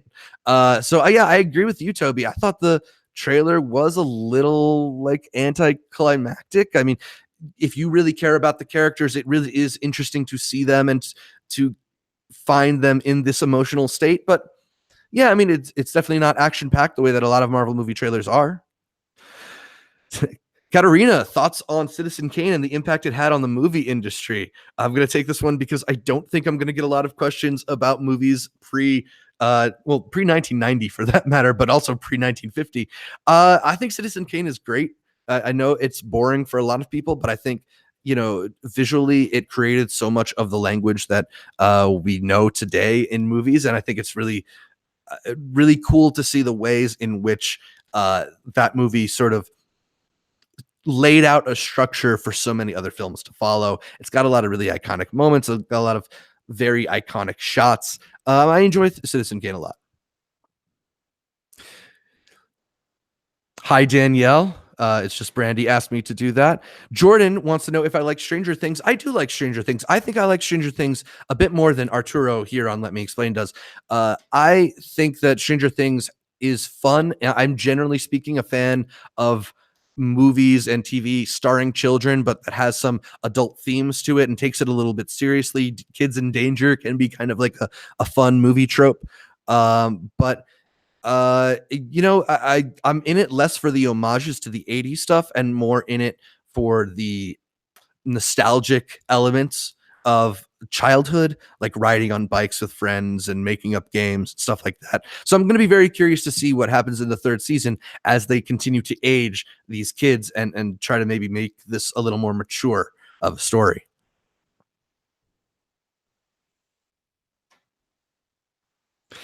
Ariana wants to know my thoughts on the Brightburn trailer. It's an interesting trailer. I am not sold yet on the movie, but I think it's a really interesting idea for a movie too. We've had so many different subgenres of the superhero film, but I don't know if we've had this kind of like superhero horror thing. Maybe Chronicle comes the closest to it.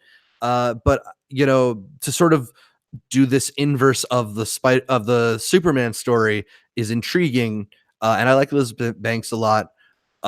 I am a little worried that the trailer maybe gave too much away, but I'm curious about the movie. Thoughts on watching movies on phones from Mr. No N3. So I don't know how to None, maybe Mr. None. Don't watch a movie on your phone for the first time, probably. That I don't know if that's the answer we need. There are some movies that I think are maybe less deserving of the cinematic experience than others. But generally speaking, if you're trying to appreciate something for its visuals, watching it on a tiny screen, probably while you're in transit from one place to the next, might not be the best way to appreciate it, right? I mean, I'm not gonna scold anybody for watching a movie on their phone, especially not if you're rewatching a movie that you've already seen on your phone. But if you're actually trying to engage with the visuals of it, you're going to want to experience it in a way that you'll be able to see everything more clearly. And I don't think that's going to happen on your phone. Sorry. Thoughts on mid-90s? Imogen Nicole wants to know. I thought Jonah Hill did an excellent job directing the film. I think, to be able to establish a tone and establish a world is one of the harder things to do as a director. And it definitely felt like mid-90s took place in a very specific world.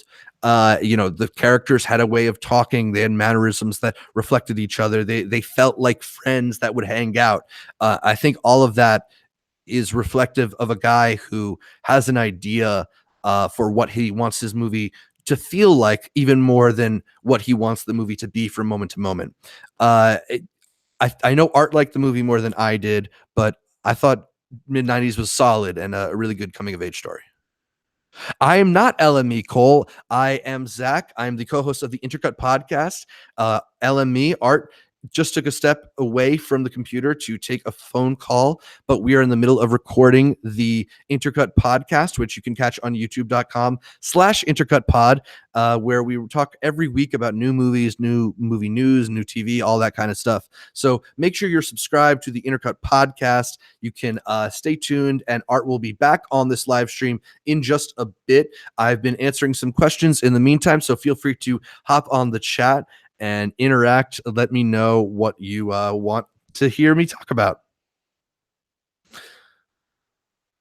Edgar, no, this isn't a face reveal, and it's not his first face reveal either. I think you can go on the channel and catch the live stream that Art did yesterday. Arturo is the guy who is the actual face of the cartoon. I am the other guy who does some other stuff. Thanks, The Thing. What do I think of horror, new wave of horror movies coming through? Slashers versus psychological horrors, Thimpsel asks. I'm a big fan of the very psychological heavy horror stuff. For me, I don't like getting jump scared. That's not a feeling that I'm seeking by going to the theater. So if you're just going to throw scary images at the screen or stuff like that, it's not going to engage with me as well. I'm not going to really enjoy it in the same way. I like the psychological stuff because it kind of gets buried in your head and makes you uncomfortable. You know, I think about a movie like It Follows and how walking home from the movie theater afterwards and hearing the sound of footsteps behind you, it freaks you out. And it's the stuff like that that lingers with you, those psychological horrors that I really enjoy. That being said, I do think horror in general has been really infused with a lot of talent recently. I remember the schlocky horror movies that dominated movie theaters in the 2000s felt a lot less artistic than even the movies like Halloween and Pet Sematary that we're getting now. And that is something that I'm a fan of. I think a lot of directors who grew up watching the classic like John Carpenter stuff are now old enough to be directing these horror movies themselves, and they're making them much more interesting from like on a frame to frame basis, even if I don't necessarily agree with slasher stories.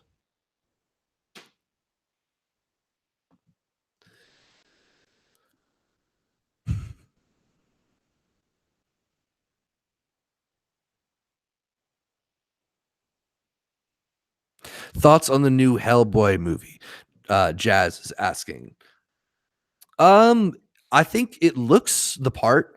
You know, Guillermo del Toro is a hard filmmaker to follow up because he's such an amazing visual stylist. I like David Harbour as an actor. I was just mentioning Stranger Things, and I think he's very good on Stranger Things. I'm not sold on the movie from the trailers, but I'm not out either.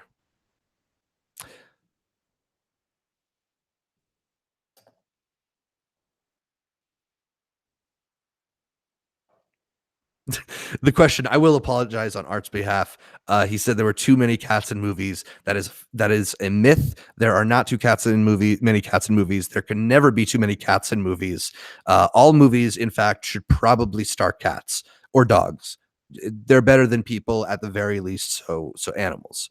I think everything should be done in the style of Homeward Bound. And if not, then now that we have the technology, everything can be done in the style of Lion King. We don't need humans anymore. Let's get animals into all our starring roles.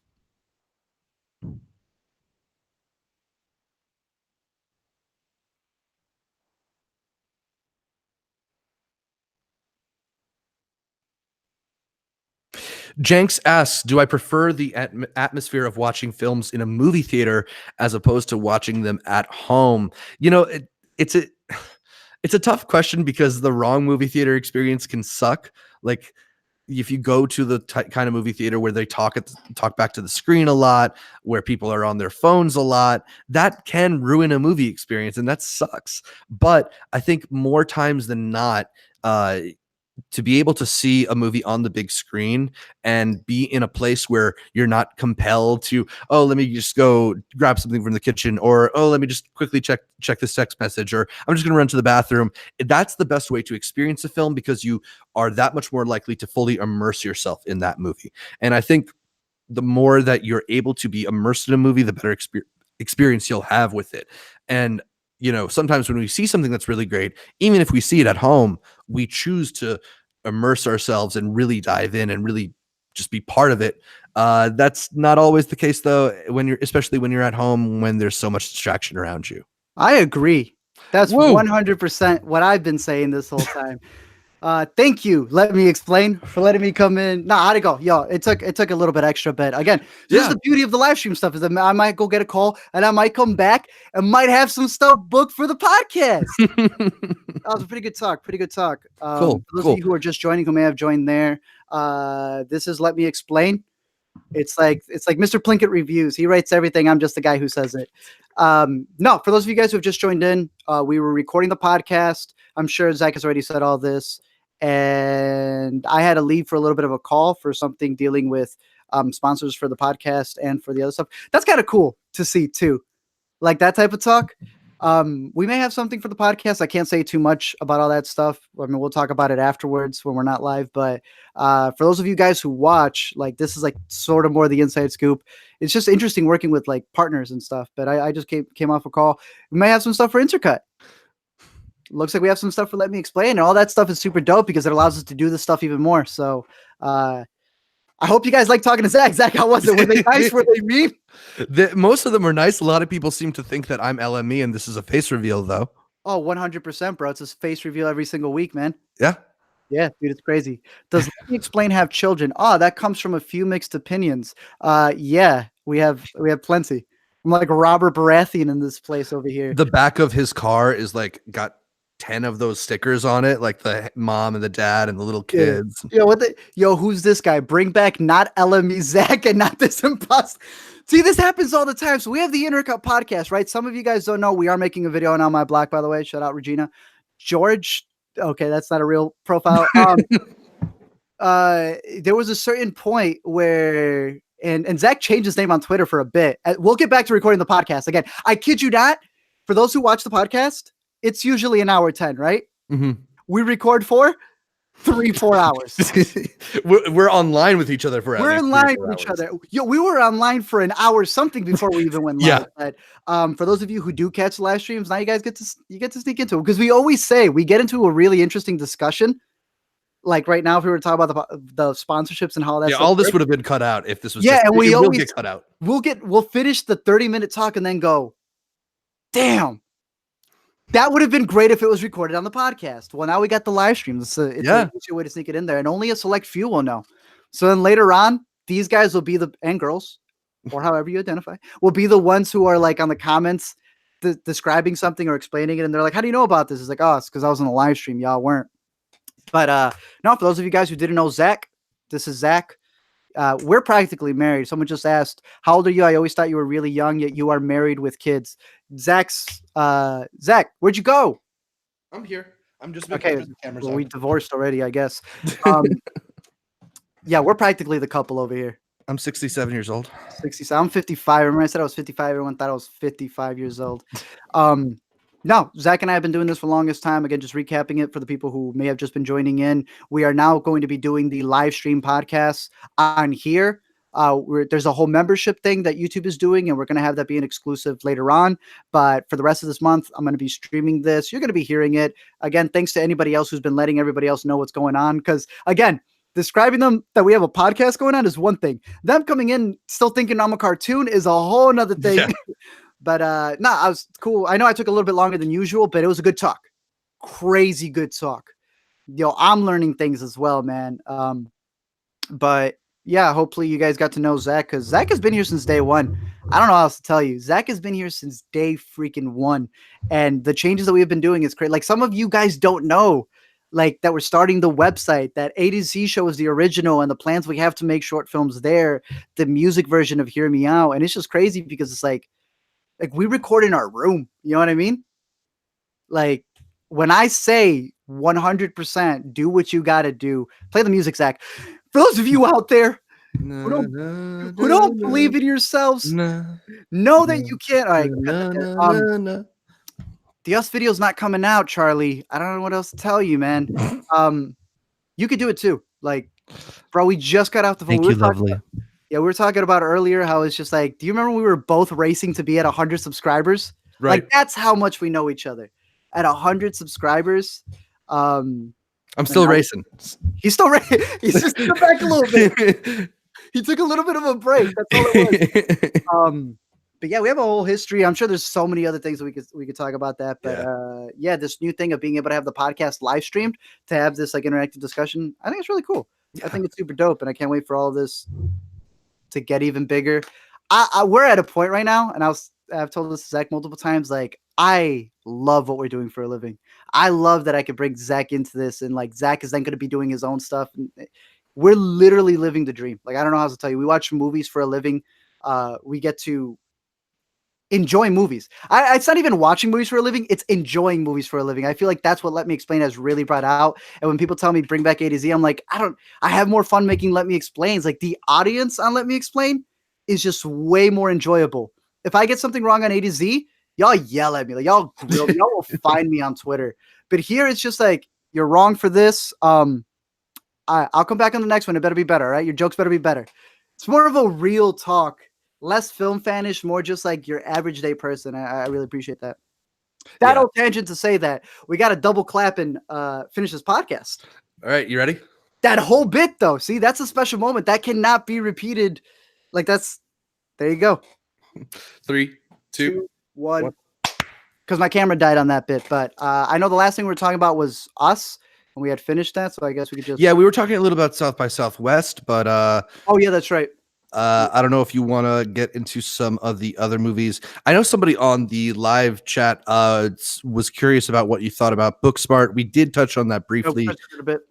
And you were a big fan of it. One movie that I'm super excited about, and the fact that I saw you liked it made me very happy. The Art of Self-Defense with Jesse Eisenberg. If there's ever been a you comedy, like if there was ever a movie where you are the drier one, than the desert. Yes, if that where you're the person on the poster, right? Not Peter Travers. This is the movie for you.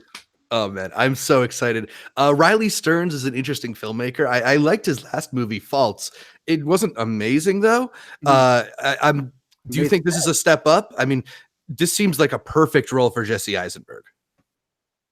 It's, how do I put this? So you remember how like everyone said John Bernthal was like born to be the Punisher?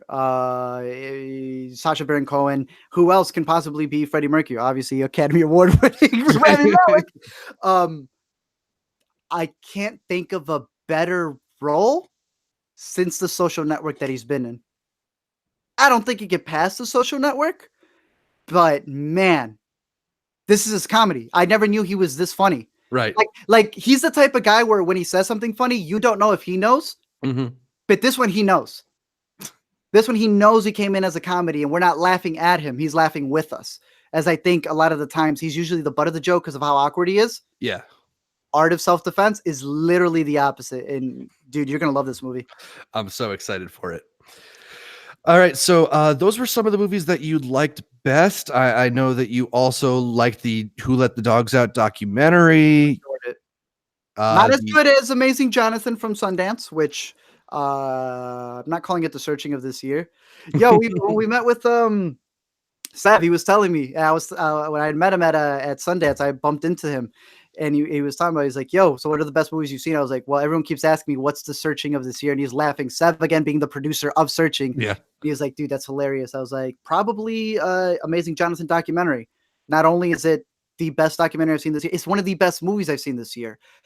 At South by, I saw Who Let the Dogs Out.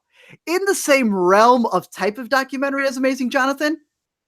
Not up there, but still a movie y'all have to have on your radar. It's hilarious. It's profound. Interesting. And it's about the Baja Men. No, it's about you letting the dogs out. Wait till they throw it on you. Like, did I let the dogs out? Yeah, it's crazy. Awesome. So yeah, a bunch of movies that you saw at South by Southwest that Mhm. I'm excited to check out as well. What do you think? Should we hit some more viewer questions, or are we gonna get Do to we got topic of view? the week? Yeah, let's get like a little 5-10 minute thing on some viewer questions because I see somewhere on there. Did we have any specific questions like on Twitter or something, or just off the live stream?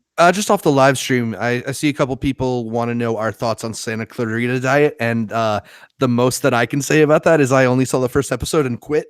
My sister loves it. Here we go. Yeti is the best microphone to use. I see Christian asking. What's a great trailer? That's an interesting one. I can break it down in like 10 seconds. A great trailer to me should not spoil anything past the second half. Absolutely nothing from the third act. I am okay with the trailer creating scenes that are not in the movie as long as it Mhm. keeps the same tone, not baiting you into thinking that what happened or It Comes at Night is a horror type of movie when it was really something else, and then you're ruining the director's vision.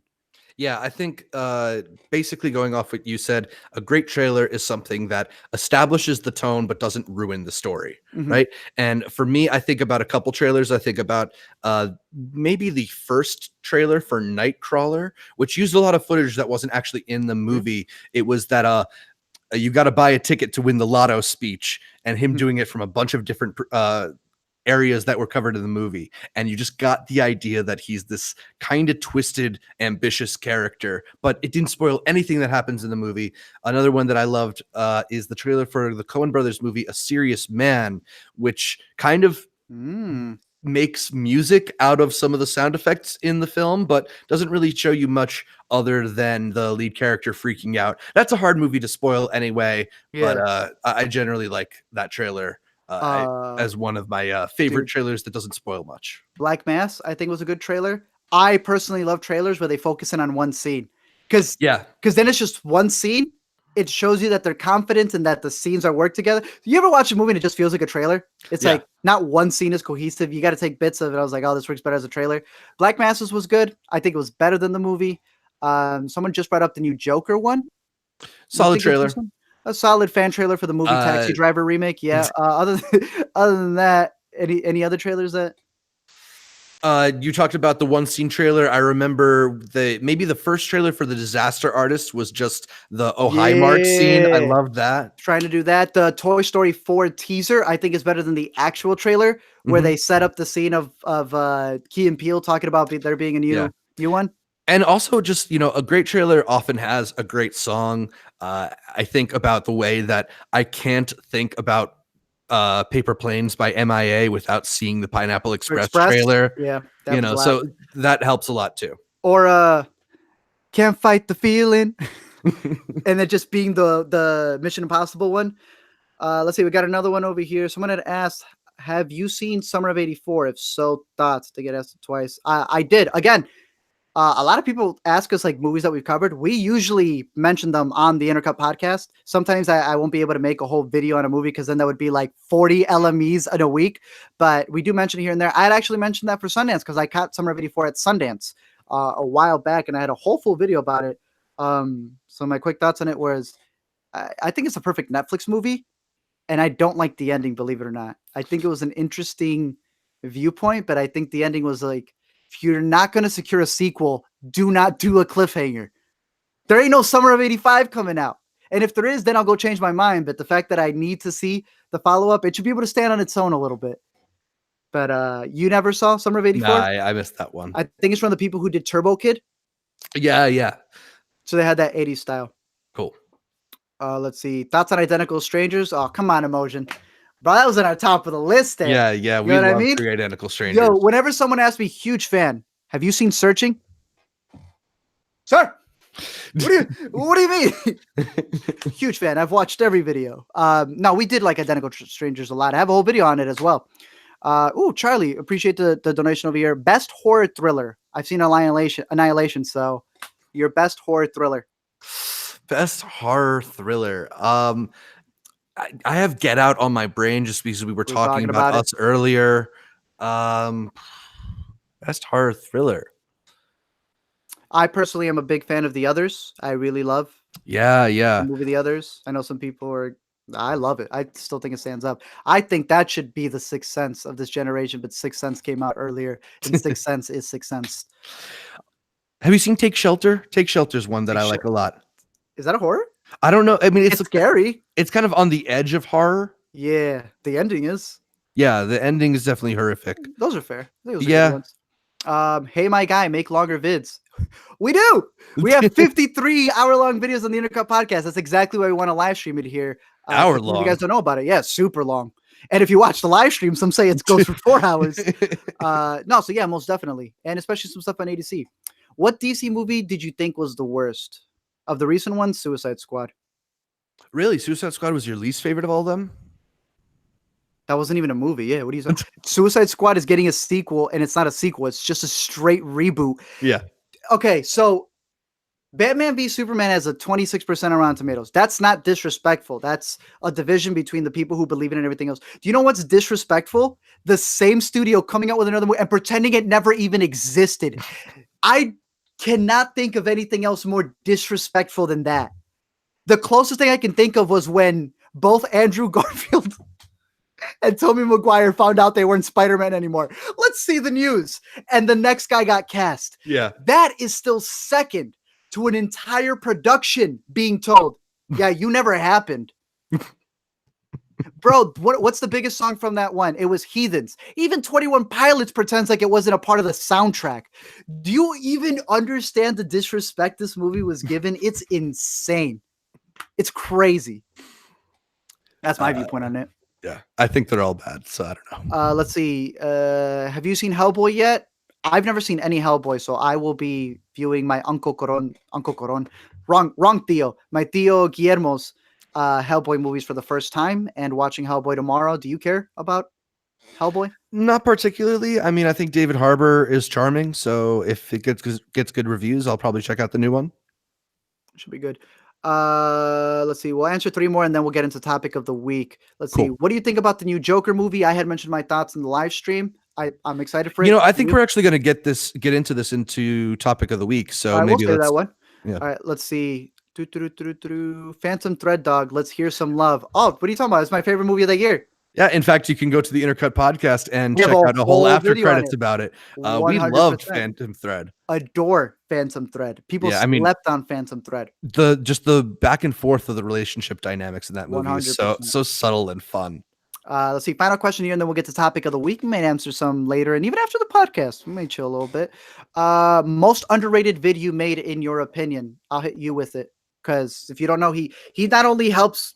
I mean, my man is the host, the co-host over here on Intercut, cuts it all up, but he has multiplex. Like, if Zach kept multiplex, bro, he would keep you up to date with every next best picture winner completely all the time. My man is on top of the Oscar game, and he's gonna bring it back. But out of all the ones you made there, and I would even include when you were working for movietickets.com. Oh, all the ones that I've made. I thought, yeah, anything that you've made. I know for me, I'll personally say Arrival. I felt my Arrival and Annihilation video. We were talking about Annihilation earlier. I know a lot of people with the whole, like, the director, should they even say what it means? The reason I haven't made the Us video, and I'll give you a little clip, a little hint over here. I have the clip where Jordan Peele literally tells you what it's about, looks over at the producer, stops for a second, realizes he kind of just spoiled something big, and looks away. Ain't nobody but your boy LME gonna find those clips for you, all right? I had the same one for Annihilation. If you watch my Annihilation A to Z video, which has nowhere near the same views that LME does, even though LME did mention it, regardless of what other people may say with their ideas. But in the Annihilation video, I have the clip where Oscar Isaac spoils the whole thing. Right. My favorite video has been that I feel has gone underrated is probably Arrival. I love my final line from Arrival. And not just because I wrote it, it's because, like, it made me love the movie so much more. Yeah. I don't know if you remember it, but I say the arrival is more important than a departure. Oh my gosh. I don't even see it as like I wrote. I just kind of see it like that's the movie. The movie wrote it. The movie wrote that line. I didn't. The movie was just waiting for me to figure it out. Yeah. What about you? I'd say from the videos I made, I mean, I still enjoy that I did that top 100 movies of, I think it was 2014 or whatever. Like I just jammed that all in there. But of the movie ticket stuff, I really liked doing the Name That Emoji movie. I mean, I got the panel still on my wall. It was just a fun idea. I would venture to say it might be more entertaining than the Emoji movie, but that's not very, very high bar either. It's not that hard to do. No, I did like the one that you did for the 100 movies, because then you started doing the letterbox. Yeah. And I jumped on that, the letterbox of like where I have the movies super late on it. So people really think like the most random movie is my number one of the year. Right. But I'm just really late behind that stuff. But no, those were good videos. I like those. All right. So thank you for submitting your questions. You can always submit questions for us to answer on the Intercut podcast by emailing us at intercutpod@gmail.com or by reaching out to us on social media, whether that's Twitter, Facebook, or Instagram. The handle is at intercutpod. That's Intercut Pod. That's short for podcasts. Be an inner cutie and send us your movie, TV, and entertainment questions. We're going to move on to our topic of the week. And this week's topic is the future of Marvel versus the future of DC. We're at kind of a pivotal point for both of these studios, franchises, however you want to look at it, being that we're leading into Endgame, Avengers Endgame, a decided turning point in the fate of the future Marvel movies. We'll be losing some stars, other stars will be taking center stage, and Marvel won't be able to rely on the same things they've always relied on. On the other hand, DC has kind of turned the page on their own. They've basically taken a step forward from Justice League and are now embracing these movies like the Joker movie, the Matt Reeves Batman movie that's coming up, the recent released Shazam movie, movies that are a little bit more all over the place tonally, and that maybe don't have as much interconnectedness as the lot of Marvel movies. So, Art, I want to ask you, who do you think has the brighter future, Marvel movies or DC movies? Both. We have very similar thoughts with remakes. Don't hurt nobody. The original's still there. Lion King just came out. The trailer just came out. Okay, sure. I'm excited for the soundtrack, but I am a big believer in that all the Disney remakes don't really do much. They're just live action remakes, and I get the idea of it is for this new generation to go back and watch it. That's what the new Pet Sematary was. I'm not, going back to watch Pet Sematary because my horror friends are. Shout out Lee and all of them on HorrorTube, but I myself am not watching it until I got pushed to when I was making this video. And I like that. You know what I mean? Yeah. We were just talking earlier. I'm also okay with bad movies because we can still find enjoyments out of them. So the thing with this of like having it to be Marvel versus DC, it's like, what are you talking about? I love the competition. We get to be fans of both. And on top of that, you also get the idea that if Marvel doesn't keep this consistency that they have going on here, and DC doesn't, quote unquote, and I know some people are going to get mad at this, fail and has to redirect, we don't get this new thing that we're talking about, where it feels like an actual comic universe. And I want to make let me explain just on that. But that idea that they don't have to be connected, the way that the DC animated movies aren't connected, but they share some voice stuff. The comics aren't connected, but we pick which one we like the most. And now you get to decide, dang it, Jared Leto's the Joker. Now we have to wait no, what are you talking about? You can pick Jared Leto's Joker, who supposedly is still getting his own movie. Supposedly. But then so is Joaquin. Right. And then there's the TV Joker, who's like, I don't know, old. He's got like, he just went through chemo or something. Dude, that's great for me. I don't understand how you're not a fan of that. Can we still complain and do all that? Sure. Because some of y'all, that's how you get your views and videos. Do your thing. I get the game. Complain that all you wish it wasn't like this, but then if it wasn't like that, then you would have nothing to create out of content. It's all content, dude. I'm happy for it. Just as long as you're making good movies and not Suicide Squad, let's go. Right. And I think the idea of we just want good movies is definitely bolstered by the freedom that both of these companies are now going to potentially have. Marvel, because in the future, they're going to worry a little bit less about the interconnectedness and making sure it all leads to one place. As Kevin Feige's talked about, they're probably not going to do this kind of epic team and that's cool. movie again.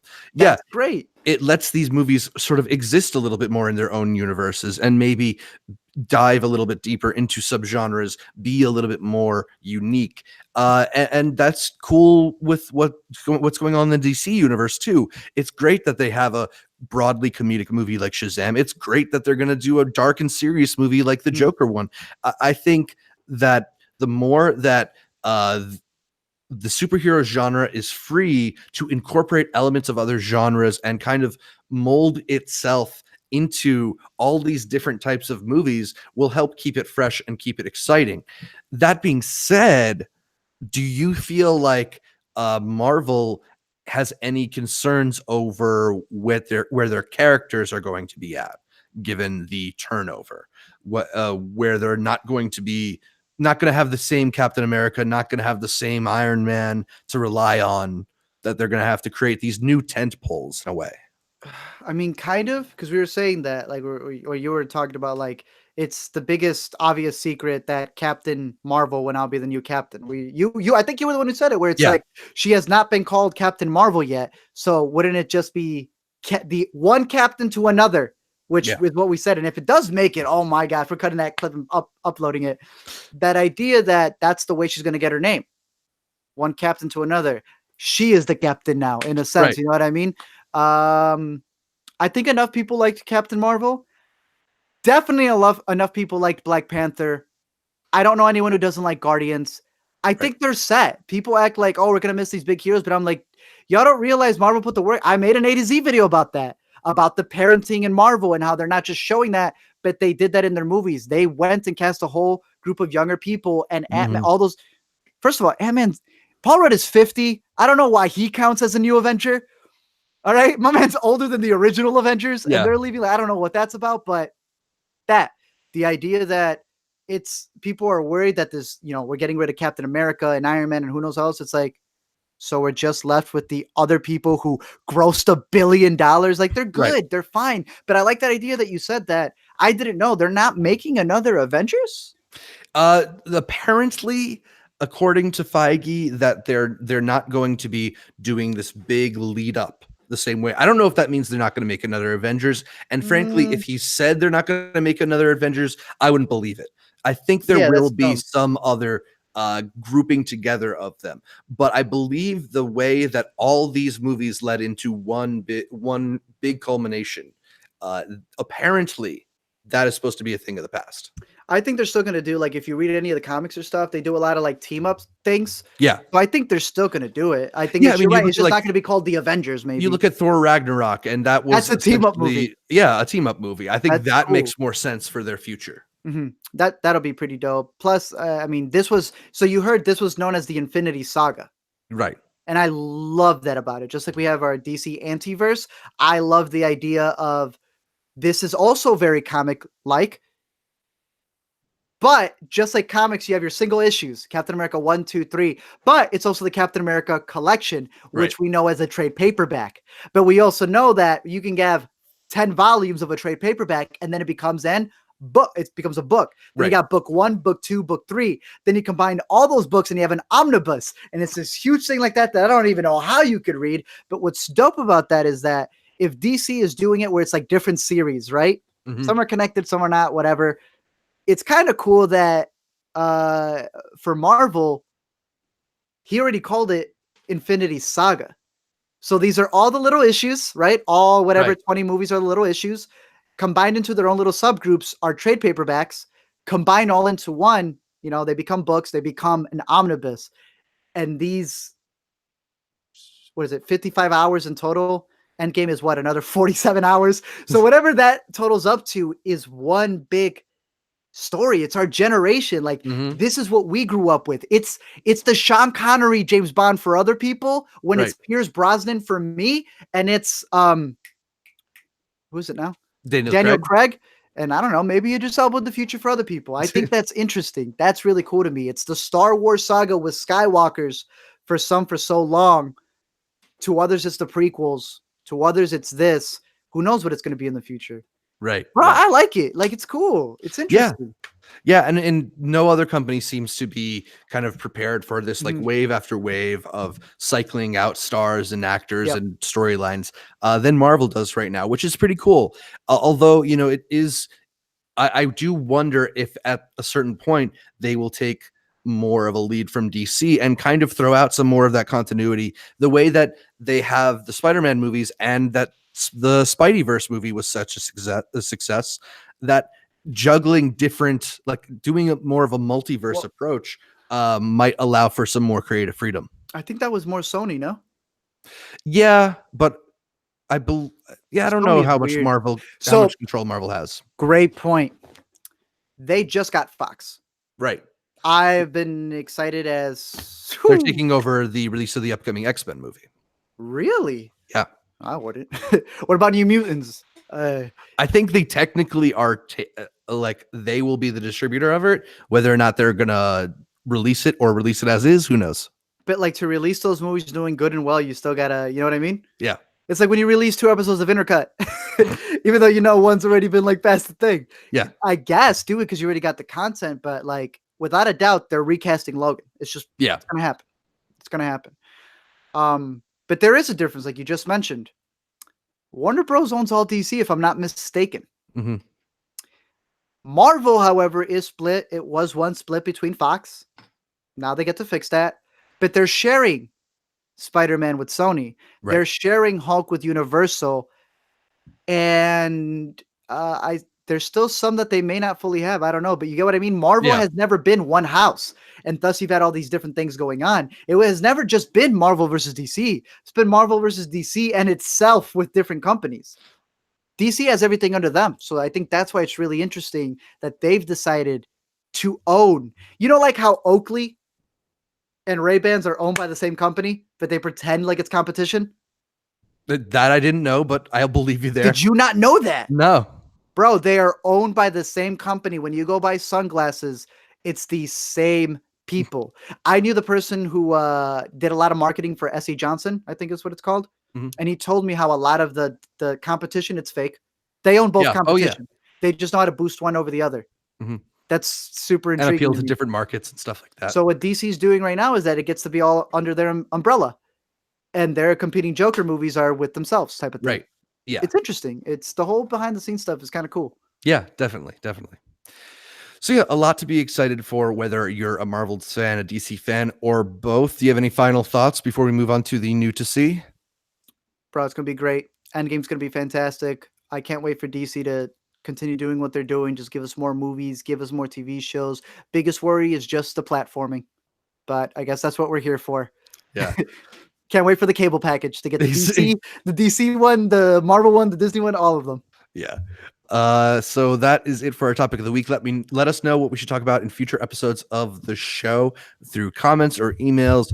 Now we go to our final segment, the new to see, where we break down what's new in theaters to streaming and on VOD, starting with new to theaters April 12th, Hellboy. A lot of people on the live stream want to know what we are thinking about Hellboy. I'm still not sure if I'm going to see this one, but you see everything. So dude, no one is seeing that. I mean, I got my tickets. I didn't even have to reserve a seat. No one's seeing this one. There was a comment someone had said, they had tweeted out. It said, Hellboy is rated R.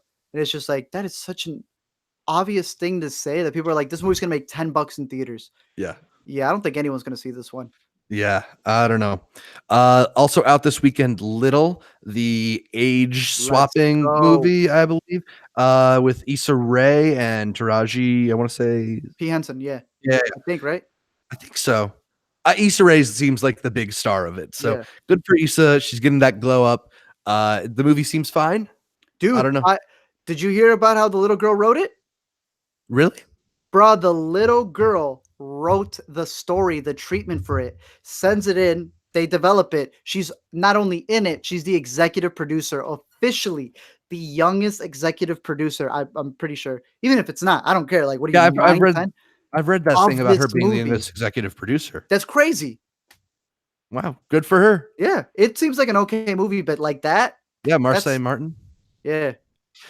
Also out in theaters this weekend, Missing Link. I think this is the new Laika movie with Zach Galifianakis.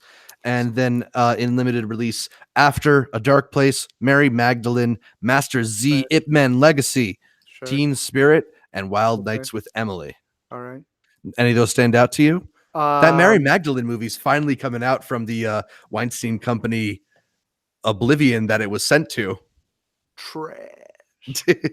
I was not a fan of it. I am curious to see Missing Link. I don't know if it'll be as good as Kubo and his 4 strings or 3 strings, however many he had. However many It he was lied more than about. two. Yeah, it was more than 2, that liar. But yeah, that one I'm curious for.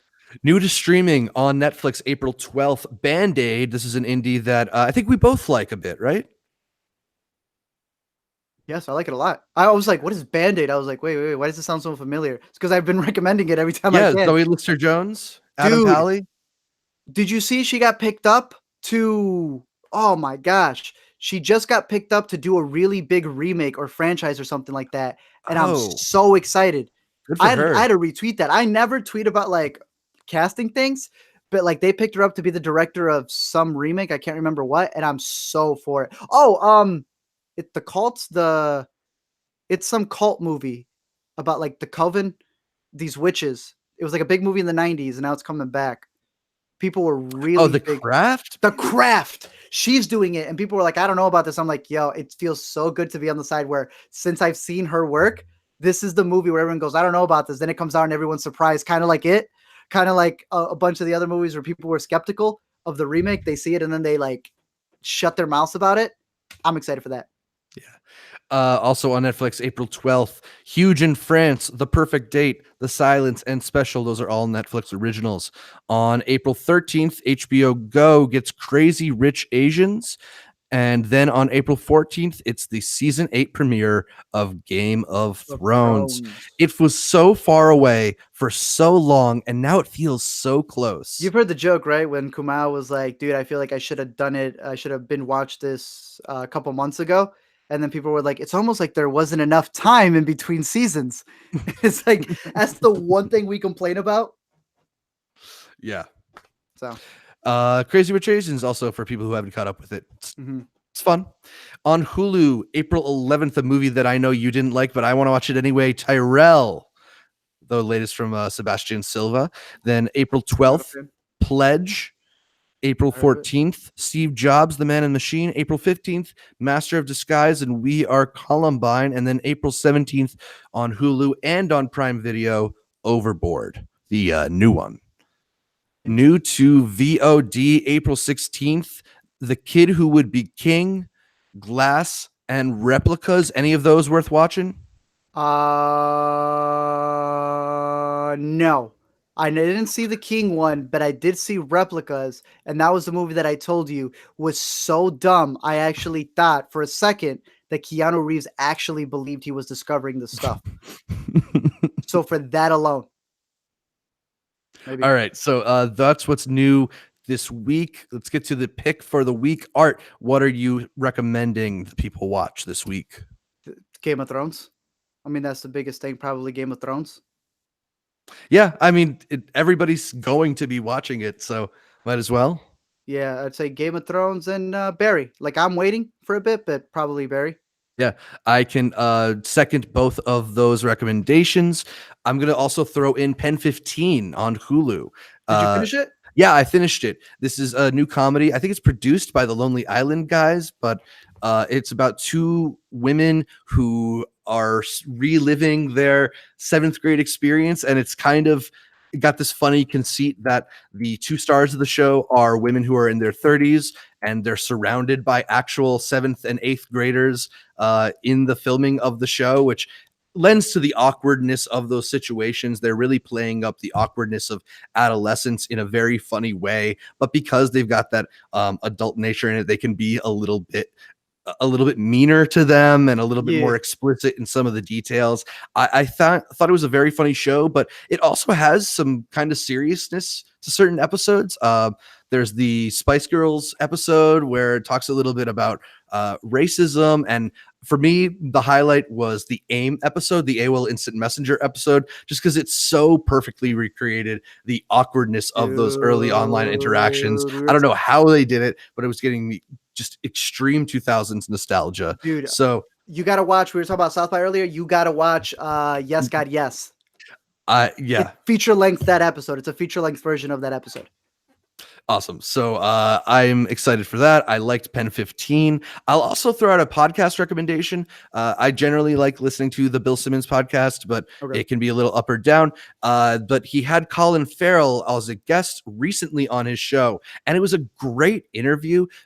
Just Colin was very much an open book about his career and things that he loves and things that he looks for. He talked about being jealous that Joaquin Phoenix had that role in Her. That was the role that he wished he could have had. Really? He talks about the way that he approaches his acting and how an accent can either be something that keeps a block between him and the character or is the hook that really gets him into the character. So it has a lot of those great little anecdotes. If you're interested in Colin Farrell at all, I would highly, highly recommend checking that podcast out. Sounds sick. All right. So yeah, that just about does it for us here on the Intercut podcast. You can catch more from me, Zach Shevich, by following me on Twitter at zshevich or on Instagram and Letterboxd, also at zshevich, and check out my YouTube channel, youtube.com/multiplex show. But more specifically, check out youtube.com/intercutpod. Art, where can people find more from you? Right here. Right here. If you're watching it, that channel, that whatever you're watching from, probably right there, unless someone stole it.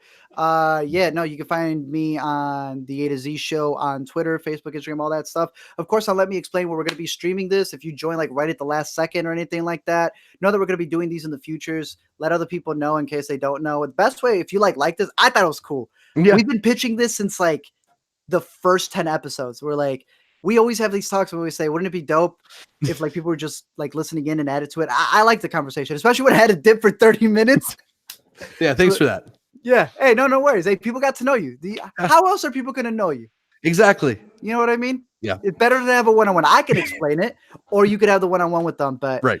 at that same time, I'm excited to do more of these, just streaming them there. If you're watching the finished product, know that we're live streaming them over on Let Me Explain. I'm sure you're already there. But of course, this specific type of content, if you're missing the live stream, no worries about it. It'll always be there on the Intercut podcast. Yes, you can listen to every episode of the Intercut podcast on iTunes, on SoundCloud, or your favorite podcatcher. I like Overcast. And then make sure you're subscribed not just to the audio podcast, but to the video feed as well on our YouTube channel, youtube.com/intercutpod, where you can watch our bright smiling faces as we break down the latest in entertainment for you. Find new episodes of Intercut every week, and please leave us a comment, like the video, consider heading over to iTunes to give us a 5-star review. Any review, I don't care, just watch.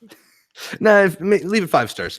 And then like our Facebook, Instagram, and Twitter pages. All of them are at Intercut Pod to get updates throughout the week from Art, from myself, from the guests that we've had on this podcast.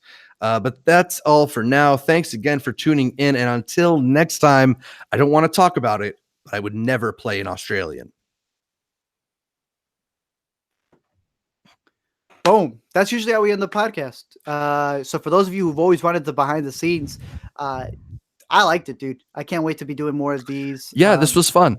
Yeah. And I just like giving you a hard time about the going away, but that was fun too, to answer some questions. And yeah, I was hearing you in a little bit, but no, Yeah. that's such an interesting thing to cover. We'll stick around for like 10 more minutes, and then I am gonna stop the audio and stuff that I sent it to him. But for those of you who have never like known how it is or how it goes down, pretty much This is the nitty gritty. This is the nitty gritty. I think that's cool because we didn't know how any of the people who we looked up to did their stuff. We didn't know any of that stuff. We were just like watch and be like, how does any of that stuff happen? And I feel like, I mean, we're like almost 500,000 here, and Let Me Explain. So I feel like we do have a responsibility to like, or at least some sort of influence. I know every YouTuber hates using the word influence in any way, shape, or form, but to be honest, like that's this I wish we had. Yeah.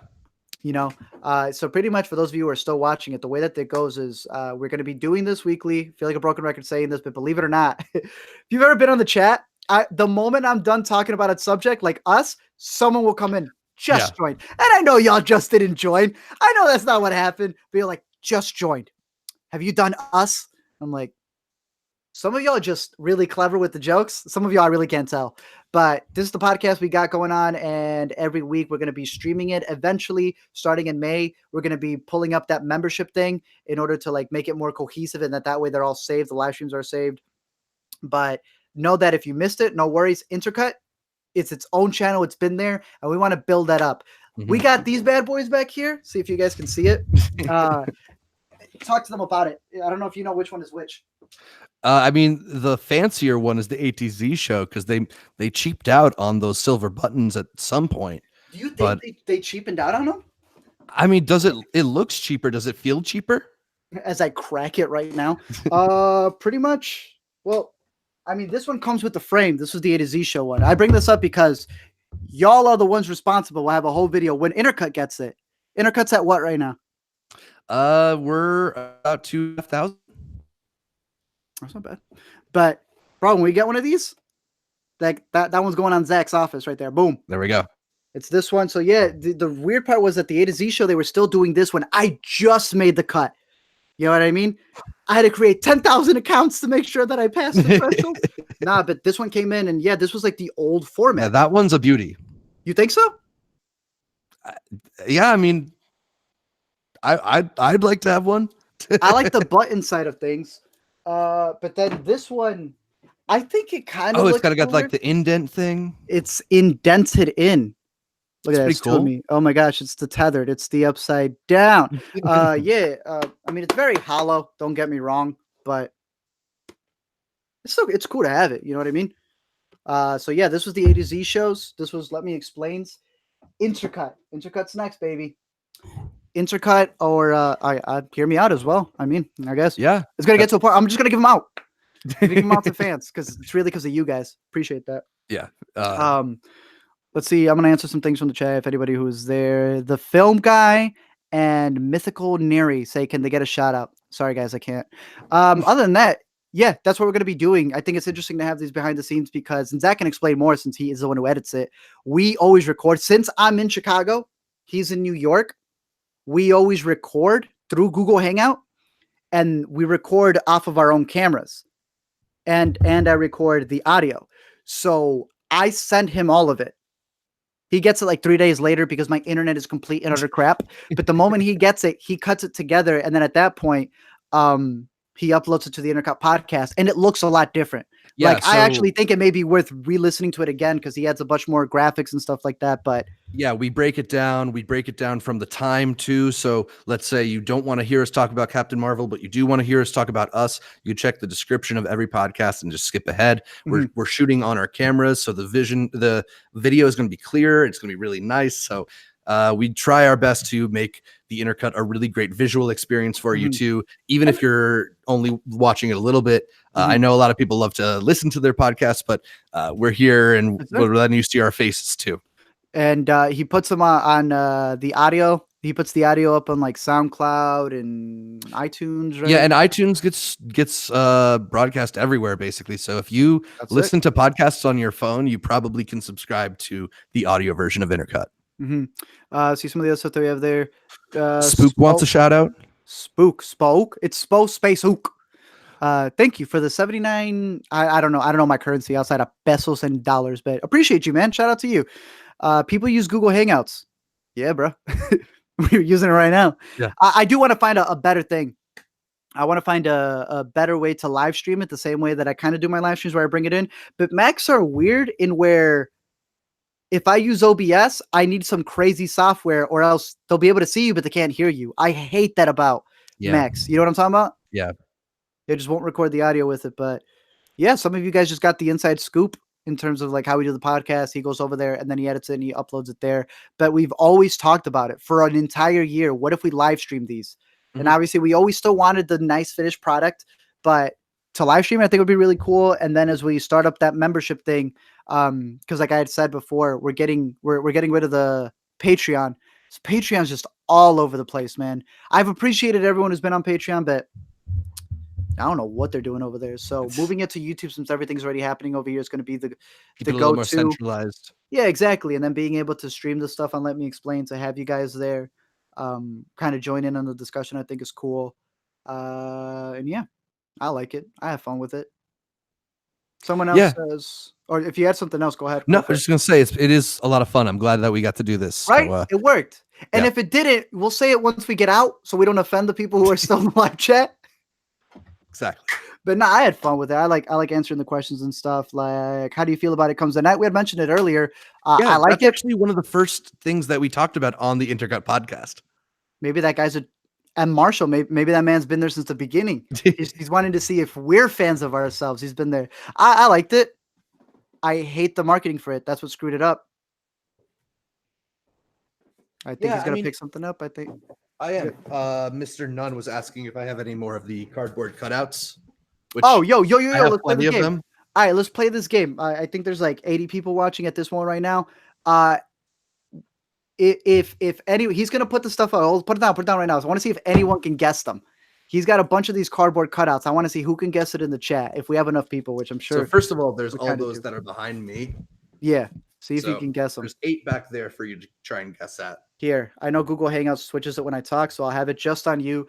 But pretty much, if anyone can comment 1, 2, 3, 4, 5, 6, 7, 8. If you can guess all 8, and I give you the shout out on the sting, and we're gonna continue the discussion right now. But if anyone can guess all 8, we'll follow you like on Twitter or something. I don't know.